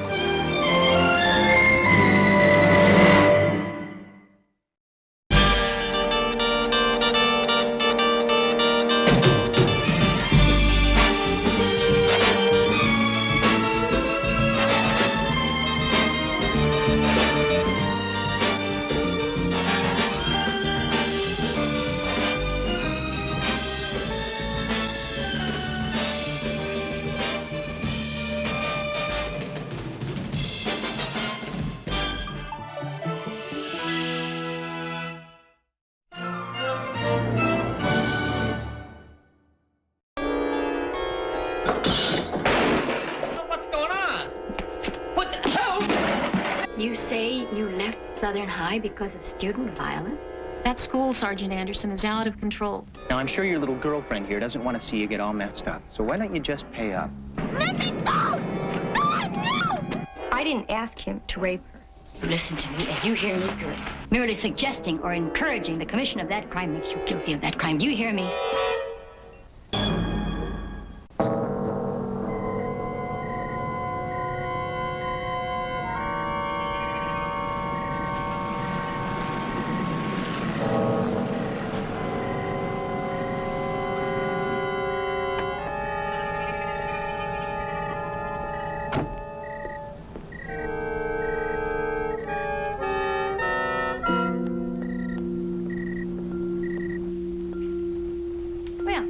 Should do it. I've been on some strange diets before, Mrs. Vaughn, but that takes the cake. Oh, there's nothing like a visual aid. You think the class will like it, Linda? If it helps them pass your next quiz, they'll love it. Oh, 8:35. It's later than I thought. I really appreciate your staying to help me with this. Oh, my parents know I'm here. Anyway, I didn't want to leave before we were finished.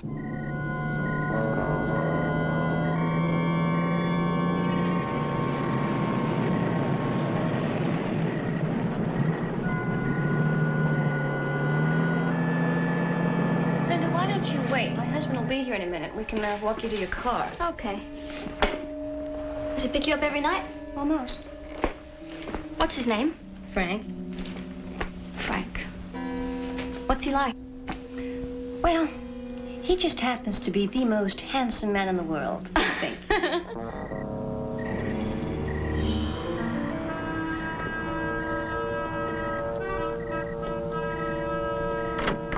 You have a boyfriend, don't you, Linda? Sure do. Well? Well, what? Aren't you going to tell me how handsome he is? Oh, he will be when he's older. Right now, I just say that he's cute. I know what you mean. When I first met Frank, he was just that. Cute. And what is he now? Frank, how long have you been there eavesdropping? Oh, long enough to hear you two talk about me. Uh-huh. Who's this? Thanks a lot. That just happens to be a masterpiece of biological engineering. Oh, Well, it's, beautiful. Oh, Linda, this is my husband, Frank. Frank, Linda Burke. Hello. Hello. Ready? How was your day? Fine, for a change. Good. And Connie Marquez, she okay? I don't know. I haven't spoken with her this week. Well, ladies, I think it's time to go. Adios, Alphonse.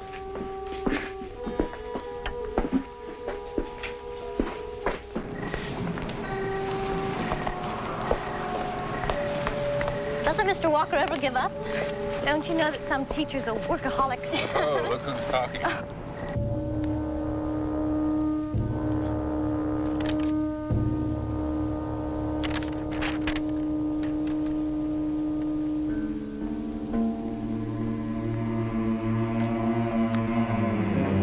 Who's there?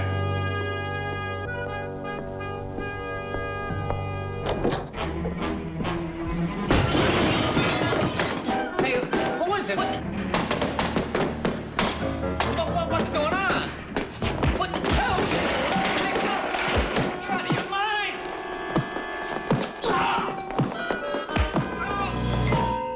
Mr. Walker, look, I was hoping you could identify or at least give me a description of who did this to you last night. I didn't see a thing. They knocked out the lights. They? There was more than one individual.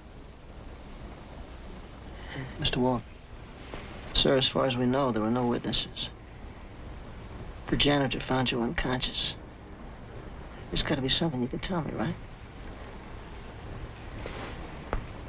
There's got to be something, right, Mr. Walker? Had to be the screen kid. Bobby Green and his friends. I gave Green an F on his midterm. He didn't like it. Students? It's a gang. They call themselves the Death Squad. They terrorized the whole school. This guy Green, is he the head honcho? Oh, yeah. Last week, one of the algebra teachers was attacked. Constance Marquez. She couldn't take it. So she quit. Mrs. Marquez, you say you left Southern High because of student violence? That's right. Student violence, that's putting it mildly. Meaning what? Meaning I value my life. My husband is dead. I can't support my daughter if I'm in the hospital. That school, Sergeant Anderson, is out of control. Hopelessly out of control. Well then, what do you think is causing the trouble? It's not a minorities club. They call themselves the Squad. It's a violent criminal gang. Are you sure of that? I witnessed one of their beatings last week. Did you talk to the police about it? I went to our principal. He refused to contact the police. And he told me if I did, I might lose my job. Then I was attacked. Mrs. Marquez, are you talking about your principal, Louis Elliott? Elliot? Go to the police? No, no way. Why? He's up for promotion, so the school board is watching him. And that would reflect on his so-called ability as an administrator. Mr. Walker, just exactly what is going on at Southern High? Intimidations, threats, beatings. Green and his gang even have this little racket going where they demand money from the students. Extortion? Tuition, they call it. I tell you, it's been a living hell for students and teachers. Sounds like a combat zone. It is.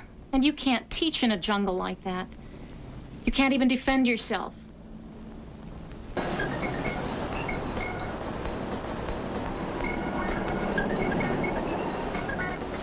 Hey, I hope you're hungry. I got 2 Mega Bigos. Johnny, I told you I would. Oh, well. I'll eat what I can. Well, finish what you can. As usual. Gee, I wish we had some champagne. Here, have some root beer. I'm celebrating. You got the job at the diagnostic center. Oh, that's wonderful. Isn't it? I even get a commission if I get my friends to bring their cars in for work. When do you start? Next Monday after school. Well, gee. With all that money you'll be making. What are you going to get me for my birthday?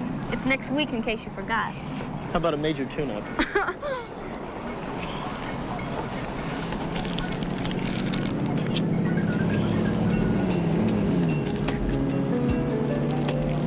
What's the matter? I just lost my appetite.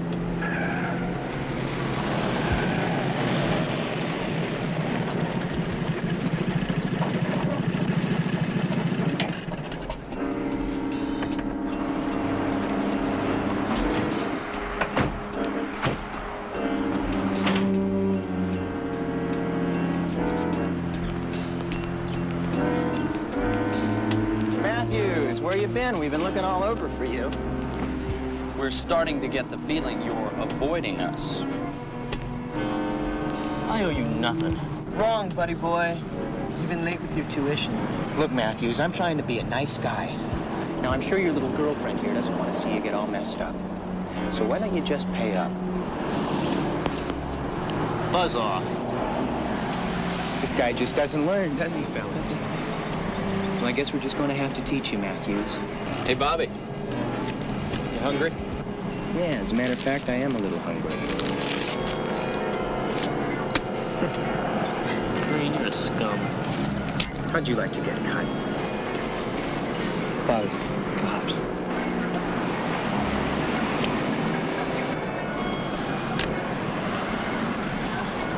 You're lucky, Matthews. I'll be looking for you in school tomorrow.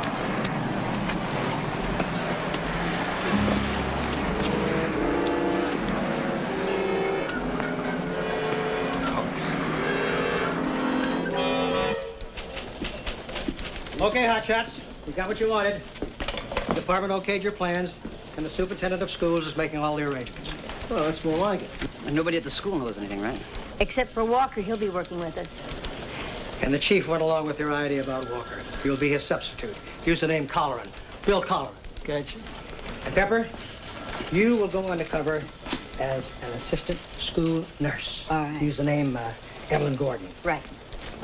You know, we already got a good idea who the troublemakers are. Yes, son, Joseph and I will be with Walker so we can sort of keep an eye on him. Bill, let me remind you of something. Mr. Walker teaches current events. And I suggest that you brush up on your current events. If I get too smart, I might make captain. Pepper? I know. Brush up on Band-Aid. Right. Oh, George, you wouldn't believe. I saw Midge Bellamy at the club this afternoon. Oh, that'll be all. Thank you, Monica. She and Martin want us over Tuesday evening for cocktails. It's sort of a bon voyage party for us. What time? Oh, 7-ish, I think. I'll try to meet you there later if I can. Oh, you'll try. Well, thanks. I'll try, Helen. I said I'll try. Now, didn't I? Oh, really? I am so tired of meeting you places. Can't you get away from that office like normal people do? Why can't we ever go anywhere together? Do you have any idea how embarrassing it is for me to have to tell people, oh, George will be along any minute. He's working hard on a divorce case, but he'll be right along. God, people think you're having an affair or something.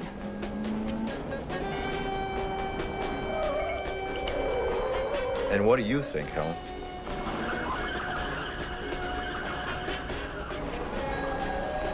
I simply think you're working too hard. Of course I work too hard. I have to work hard. Do you have any idea how much money this family spends? Next week, you and I are flying off to Hawaii for the 6th time. Do you know what it's costing me? Just so you can tell your friends at that club that you've been to Hawaii 6 times? Please, not in front of Bobby, George. How much will it cost, Dad? More than it cost me for that van of yours, I'll tell you that. And speaking of that van, remember that quadraphonic setup that you wanted? Mm-hmm. Well, forget it. Anybody who makes an F in civics doesn't deserve one. And turn that thing off. George! I've warned him about his grades.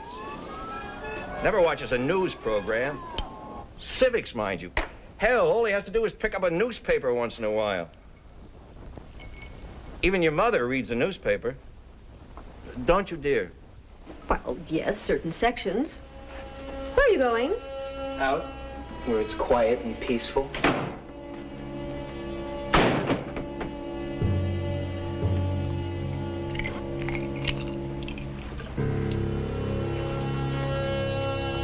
Oh, George, I forgot to tell you. I found some luggage for you in town today.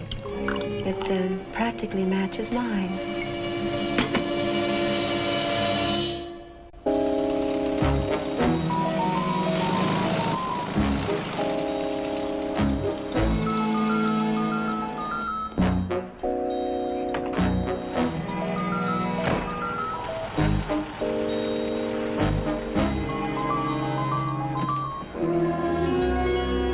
Hey, where's your boyfriend? I haven't seen him yet today. Well, he owes me a little money, Linda. And right now I want to know where he is, so I'm going to ask you just once again. Take your scummy hands off or I'll break your neck. Matthews. Well, what do you know? Hey, fellas, look who showed to pay up. Daddy give you your allowance today, Johnny? You let go of her, Granny. You're gonna be sorry. I said hands off! Or else? Maybe I'll call the cops. Maybe. Maybe not. But if he ever does, his pretty little girlfriend here might not be so pretty anymore. Here. Okay? Now back to business. I really think everything would be better all around if we just settled our little debt, don't you, Matthews? Eat it, Green.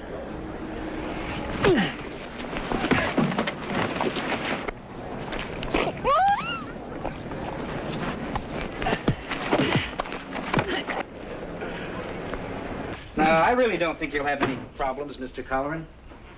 Everything you have to know about Mr. Walker's class is contained in a memo, which is on his desk. The assignments, the examinations, the textbook chapters, it's all there. I'm sure I won't have any problems, Mr. Elliott. That's good. Now, there's just one more Oh, thing. I'm sorry, Mr. Elliott. I didn't know you had someone here. No. Come in, Miss Gordon. I want you to hear this, too. Miss Gordon, this is Mr. Colleran, our substitute civics teacher. He'll be filling in for Mr. Walker. Mr. Colleran, this is Evelyn Gordon, our new nurse. How do you do? How do you do? You're new, too, huh? Started today. How about that? Sit down. What I want to say to both of you is this. I expect a lot from my faculty and from my staff. I expect you to handle any problems from your students yourselves. Remember, this is a public school. It's not a counseling service. This is not a therapy clinic. And if a situation should get out of hand? Just bring them to me. I'll handle it personally. What disciplinary steps can be taken? I think that pretty much depends on the student. Now, the important thing to remember is that any problems at Southern High are handled at Southern High. We don't want any outside interference. It would only complicate what we're trying to accomplish here. And that is? To educate the students as quickly and as efficiently as possible. Now, we take a practical approach. You realize that we cannot teach all the students. We merely provide them with an opportunity to learn. And if they don't take advantage of that opportunity, then we give them passing grades until they either quit or graduate. Is that clear? I know you won't tell me what really happened, but please don't bother yourself. I won't ask any more. I couldn't stop them. I couldn't do anything. Of course you couldn't, honey. Your boy here couldn't stop him. I'd hardly expect you to be able to. Will he be all right? He'll be fine. But I'd feel much better if you take him to the hospital and have x-rays. Oh, no hospital. All right. When you get home, before you go to bed, soak in a hot tub of water. You hear? Okay, now go. Thanks. If you two need somebody to talk to, you know where to find me.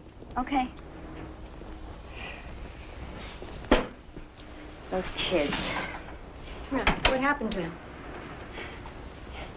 What you just saw happen is an everyday occurrence.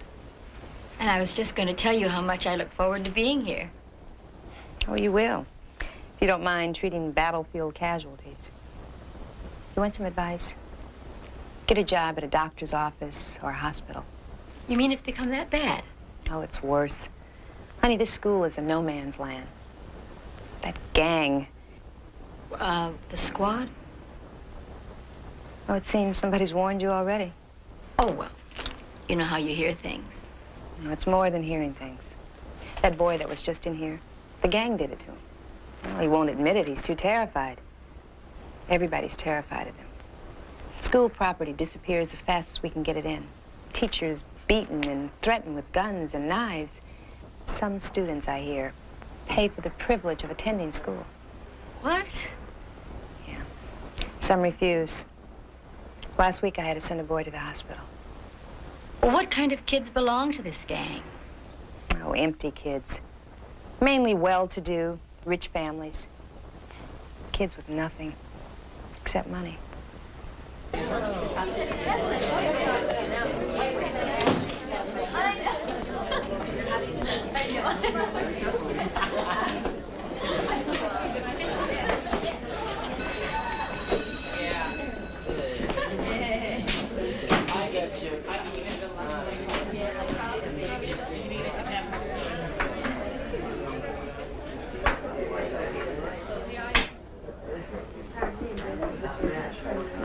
Okay, you want to take your seats, please? Take your seats, please. Give me your attention. As you can see, my name is Colleran. I'm going to be substituting for Mr. Walker until he's able to get back. Hey, Red. You want to say that for the athletic field? Just take your seat. Right now, I want you to take out your current event exams from last Friday. Mr. Walker wants us to go through those questions, one by one. Okay, let's see. Question number 1. How many years has Cuba been under a communist form of government? When was their revolution? The lady in the second row. You, Kathy. 18 years, and Cuba was taken over by the communists in 1959. Exactly right. Question number 2. There he is. You're late. So? Right on time for him. Hey, knock it off, fool. Did you bring a tardy excuse? For what? Because you're late and you've interrupted the class. Yeah, I heard, on Cuba. What is your name? Alice Cooper. Mr. Green. As I said, Mr. Green, do you have a tardy excuse? I stepped on a banana peel. Mr. Green's a lot of laughs, isn't he? Would you do me a favor and save that routine till after class? We're going over last Friday's exam. If you'd like to join us. Not particularly. Question number 2. Describe the Panama Canal. It's a nice way to get from one ocean to the other. Well, that's very clever, Mr. Green. You mind raising your hand the next time? Hey, why don't you just get off my back? Why don't I what? I said get off my back. Look, you better be careful, Turkey, or you might end up like...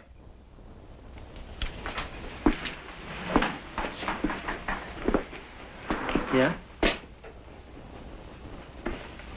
I might end up like who?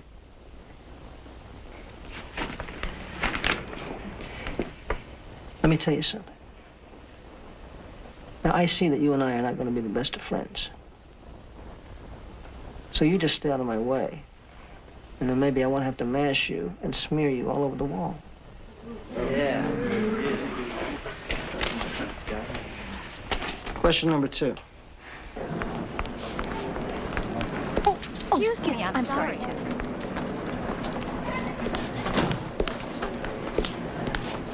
Hello. I'm the new assistant nurse, Evelyn Gordon. Miss Gordon. I know what happened to you. I thought maybe you'd like to talk about it. You said you were new here? I started today. No, there's nothing to talk about. Okay, I only asked because I thought maybe there was something I could do. There's nothing anybody can do. You'll have to excuse me, Miss Gordon. I'm late for class. Beverly Quill. Charles Brody. John Brewer. Andrew Goldman. That's it.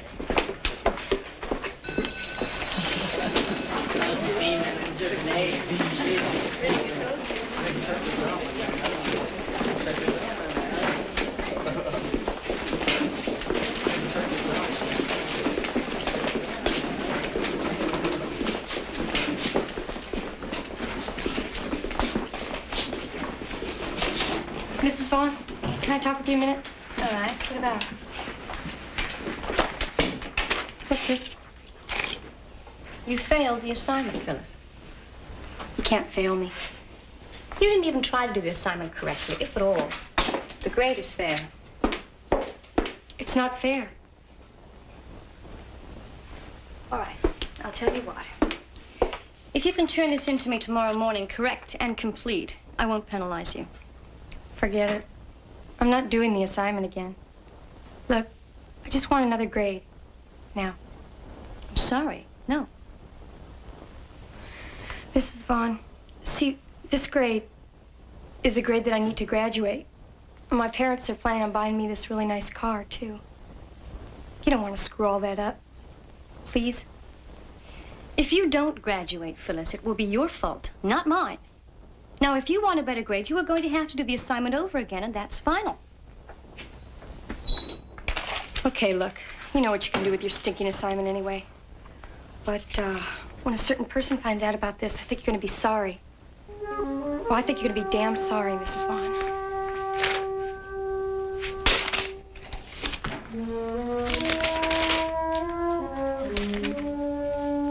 Mrs. Vaughn, this is a D. I want an A.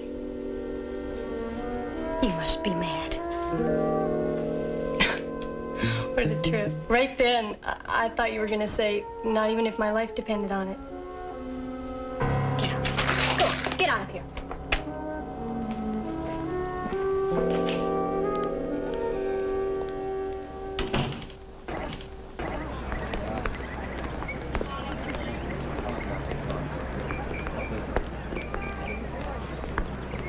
Are you all right? Yeah, I'm fine. You sure? Didn't I almost mow you down in the hallway? Yep, I'm the one. I'm sorry, I was late for class. I teach health. I'm Karen Vaughn. Evelyn Gordon. I'm the new assistant nurse. Sure you're all right? I don't know anymore. I just don't know anymore. I feel so disgusted and afraid. Afraid of what? Last period, one of my students, she didn't like the grade I gave her. I failed her. She threatened me. I was afraid, so I changed the grade to a D, and do you know what she wanted? An A. I mean, she demanded it. But no way. I mean, she can threaten me all she wants, but I'm not going to bend that far. I don't understand. How can a student intimidate a teacher? Like, how can she threaten you? You're new here. You don't know. She's in with that gang. They're called a squad. They're capable of anything. I mean, anything. Oh, please, Evelyn, my husband's coming to meet me, and if he sees that I'm upset, he'll create a scene. He's very protective, and sometimes he overreacts. Of course. Karen? That student, what's her name? Phyllis Baxter. Hi, hon. Hi. Ready to go home? Yeah, I'm ready. Oh, Frank, this is Evelyn. Hi. Hello. Frank's one of the football coaches at River High. Yeah, sorry I'm late, hon. Practice ran a little long. Oh, that's okay. I'll see you tomorrow. Right. Nice Bye. meeting you. Oh, you too. Bye. Bye. Hey, Tiger, what's wrong? Oh, come on. Something's wrong. I just have a slight headache. It was a hard day, and it isn't over yet. I'm sorry, honey. I've got to come back to school and finish up some work tonight.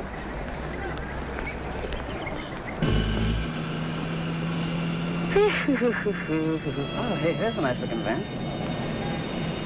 I was gonna get a van like that myself. Hey, that's him. That's Green. The two guys with the girl are Gaines and Evans. Who's the lovely looking little lady? That's Green's girlfriend. She was in my class once. Oh, impossible. Well, she's sure riled up about something.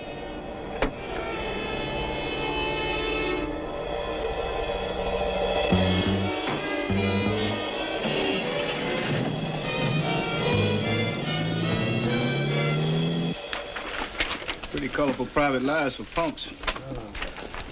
You gentlemen want a cup of coffee? You make it? Yep.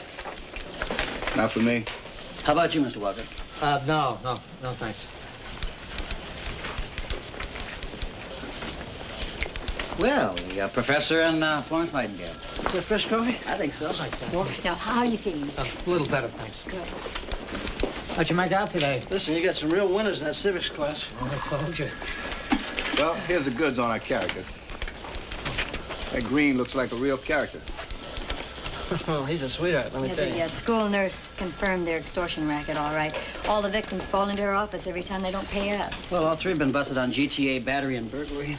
And placed on probation each time. So what else is here?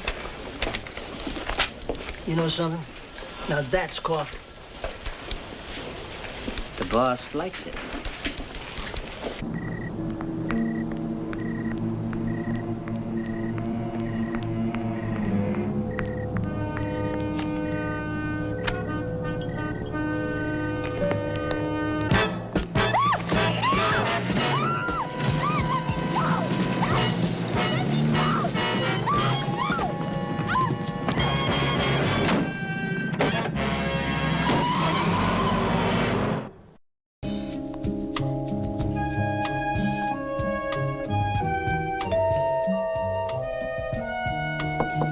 Coming. Good morning. How come you're not dressed? I am dressed. All I gotta do is change. How come you're so early? Because Mr. Elliott wouldn't like his teachers to be late. Oh, come on. Have a cup of coffee or an apple. Teach. I'll be just a minute or so. An apple? Did you ever take an apple to a teacher when you were a kid? No. We didn't have enough for ourselves. I did. When I was in the 7th grade, I had this teacher, Mary Elizabeth Zimmerman, a knockout. Figures. We had this tree in the backyard, a McIntosh's. And you took her one? No, I took her a bag full. I mean, 2 dozen. She took them home that night and she made apple pies. Next morning, she brought me one. I ate the whole thing. You ate the whole thing? Got sick as a dog. I can't stand apple pies. You get that, I'll hurry. Yeah. Yeah, Pete, what's up? Okay. That was Pete. What do you want? A teacher named Karen Vaughn was kidnapped and raped last night. She's at Ramparts Hospital.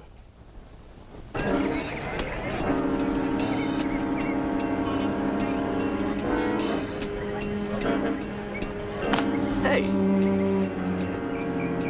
Hey, what happened to you, Matthews? Get hit by a car? Or a van.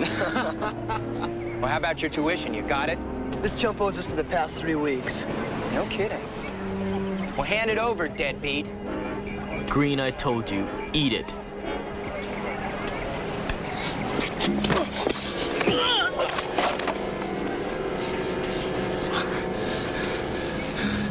Someday you're gonna get yours, Green. Hey, I already got mine, dummy.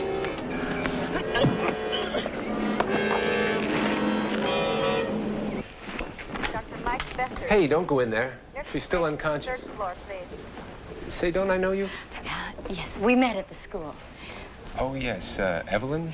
Except it isn't Evelyn. It's Anderson. I'm Sergeant Anderson. You're a cop?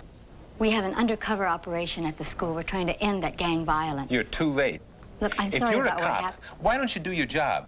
Why don't you find who did that to my wife and lock them up? Frank, will you sit down? I need to ask you a few questions first. Dr. Jack Matoff, please report to the nurse's station. What do you know about what happened last night? She said she'd have to work late for me not to bother picking her up. Then she called from a payphone about 1 this morning. She told me what happened. I picked her up and called the police. I want to know what's going to be done about this. Dr. George Freeland. Frank, was Karen able to identify anybody? What are you going to do, huh? Lock them up for 3 days? Send them to a shrink? What's the court going to do? Even if they're convicted, they'll probably never see a jail. They'll be right back out on the streets, free to do it all over again. Dr. Gary Ballard, please report to the information desk. If you don't mind, I'd like to be with my wife.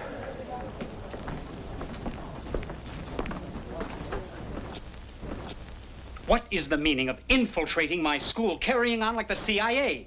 without my approval or consent. Would you have given your consent, Mr. Elliott? I think you'd have tried to stop us. It is my job to maintain order on this campus. I don't need any help from outsiders. Elliot, if you'd been doing your job instead of looking for a better one, the police wouldn't have had to be here in the first place. We think someone in this school raped Karen Vaughn, probably a student. What? That's ridiculous. Her car was left in the parking lot. Karen Vaughn worked late. It could have been anybody. Why are you fighting us, Mr. Elliott? I'm not fighting you, Sergeant. I just don't see any need to make a big thing out of this. What you mean is you don't want the publicity. No, that's not it at all. That's exactly it, Mr. Elliott. You're afraid of the bad publicity even at the expense of people's lives. Mr. Lawson, about what time did you see Karen Vaughn leave the school building? Oh, it was about 11 o'clock, I'd say. Was she alone? Yeah, she was alone, as far as I know. She said good night and out the door. Did you see her again? No, that was it. But I did hear some kind of a truck or something. A truck? Did you see it at all? No, I just heard it. As a matter of fact, it was shortly after she left that I heard it zoom away.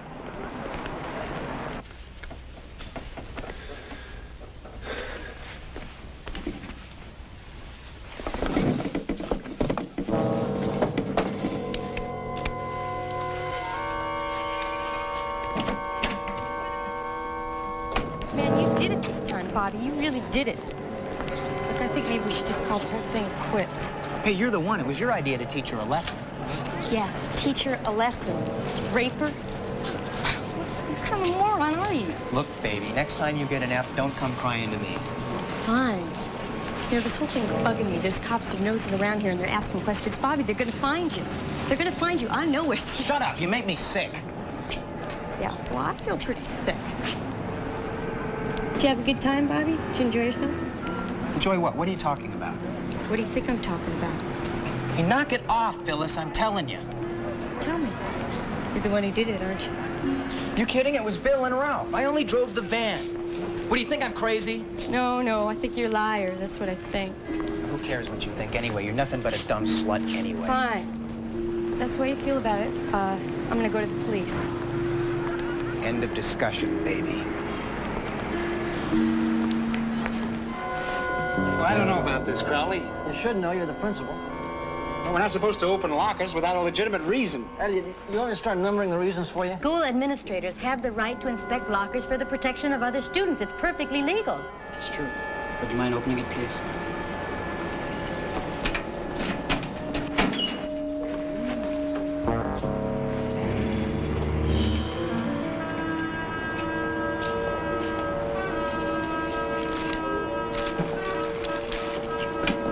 Jackpot.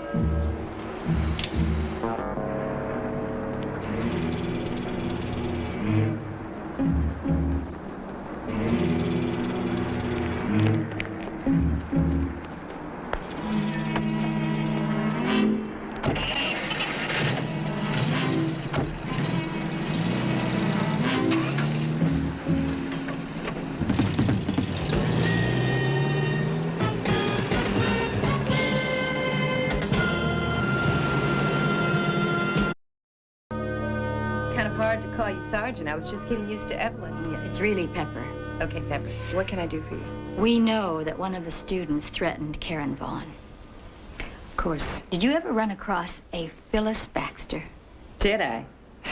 She spends half her time sitting in the principal's office, the other half ditching classes.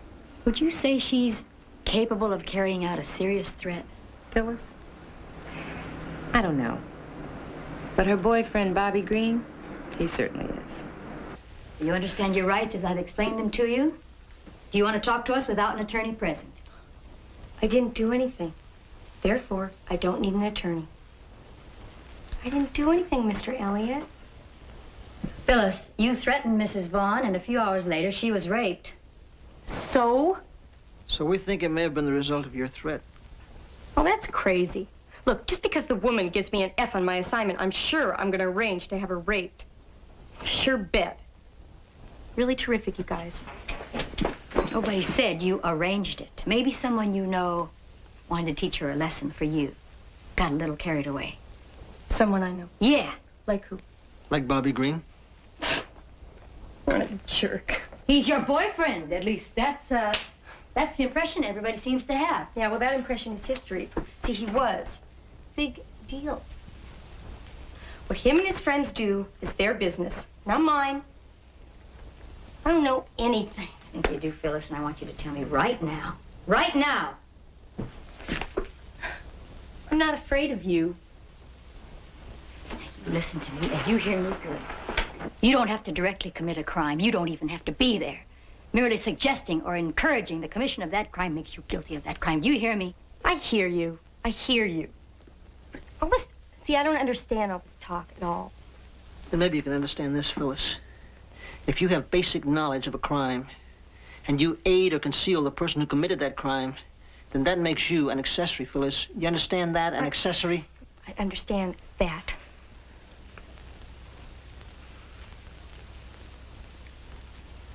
I didn't ask him to rape her. You just wanted her roughed up a little, right? A little. Bobby didn't do it. Bill and Ralph did it. Bobby was driving the van. He told me that. He told me that.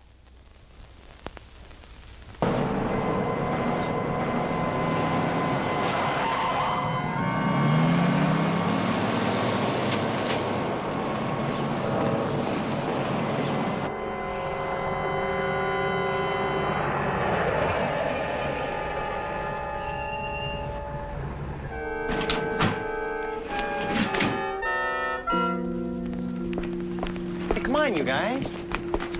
Hey, how did you know they had Phyllis in Elliot's office? I just know. Well, Phyllis was really hot about you and Mrs. Vaughn, Bobby. Ah, she's a mess. Let's cut it out, all right? Want some Coke? Where'd you score that at? Larry Schultz couldn't come up with his tuition, so I grabbed this instead of payment. All right. Where'd he get it? Ripped it off from his old man.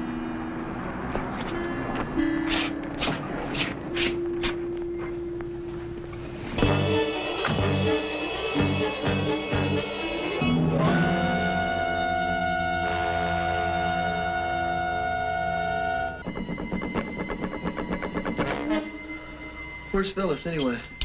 Hey, how come you keep asking about Phyllis, man? Oh, he's got a thing for her, don't you know what I mean? He ain't average. She's all burned out on me. Where do you think she is? Well, she freaked out, all right? Maybe she jumped off a cliff.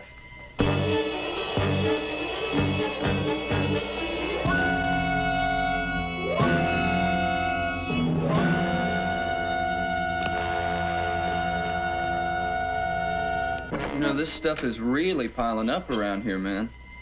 I mean, it's great that you live in a guest house, but, well, don't your parents ever come back here? My parents. You know how long it's been since they've even been in the backyard? If they ever came out, they'd probably fall in the pool. Yeah, but still, Bobby. All right. If it'll make you feel better, when my parents split for Hawaii, we'll move some of the stuff out, all right? Sure. All right. Hold it right there. What do you want? You three creeps got my wife into that van, slapped her around until she was practically unconscious, and then one of you raped her.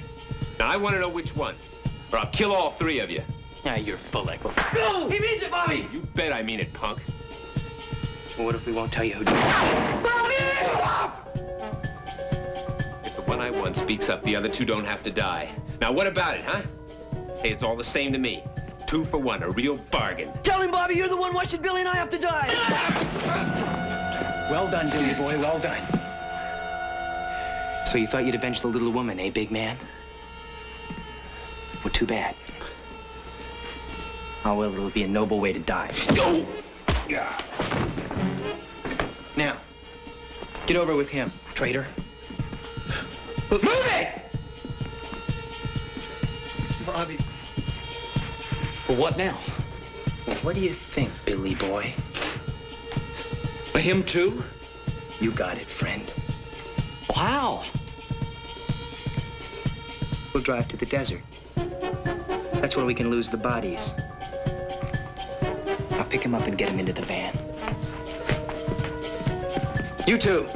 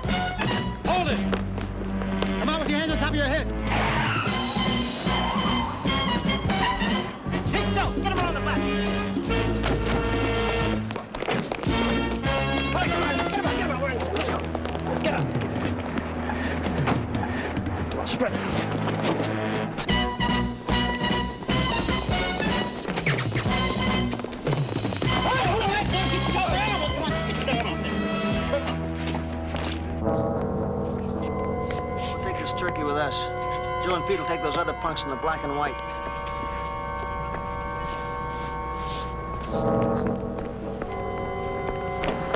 Okay, Sergeant, move away from him. Frank, put that gun I down. said step aside. Put the gun down, Frank. Step aside, Sergeant, because I'm gonna kill this freak. No, you're not gonna kill anybody. Now put the gun down. Get out of the way, or I'll kill you too. You fire that, Frank, and I'll be forced to kill you. Now, don't put me in that position. You know what he did to my wife. We all know what he did to your wife, Frank. But killing this creep is not gonna help anything. Now give me the gun. Killing him will prevent him from doing it again to someone else. If I turn him over to you, what will you do?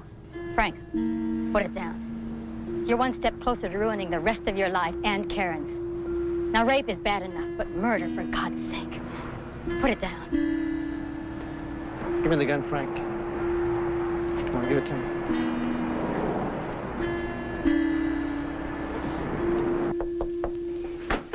You ready home? What a surprise. Hi. Hello. Visiting hours over? Oh, we sneaked in. She's got connections with the nurses now. Yeah. We just had a minute. We thought we'd stop by and say hello. Thank you. The roses, they're beautiful. How are you feeling? She's feeling well enough to go home tomorrow. Oh, that's great. Terrific. Going back to work soon? Maybe. After a little rest, I don't know. So we were to go. Yeah, we're going to be late. I owe you two an apology. I should have told you. Karen recognized the voices while they thought she was unconscious. I know it was wrong. I should have left the police work to the pros. You take care. See you.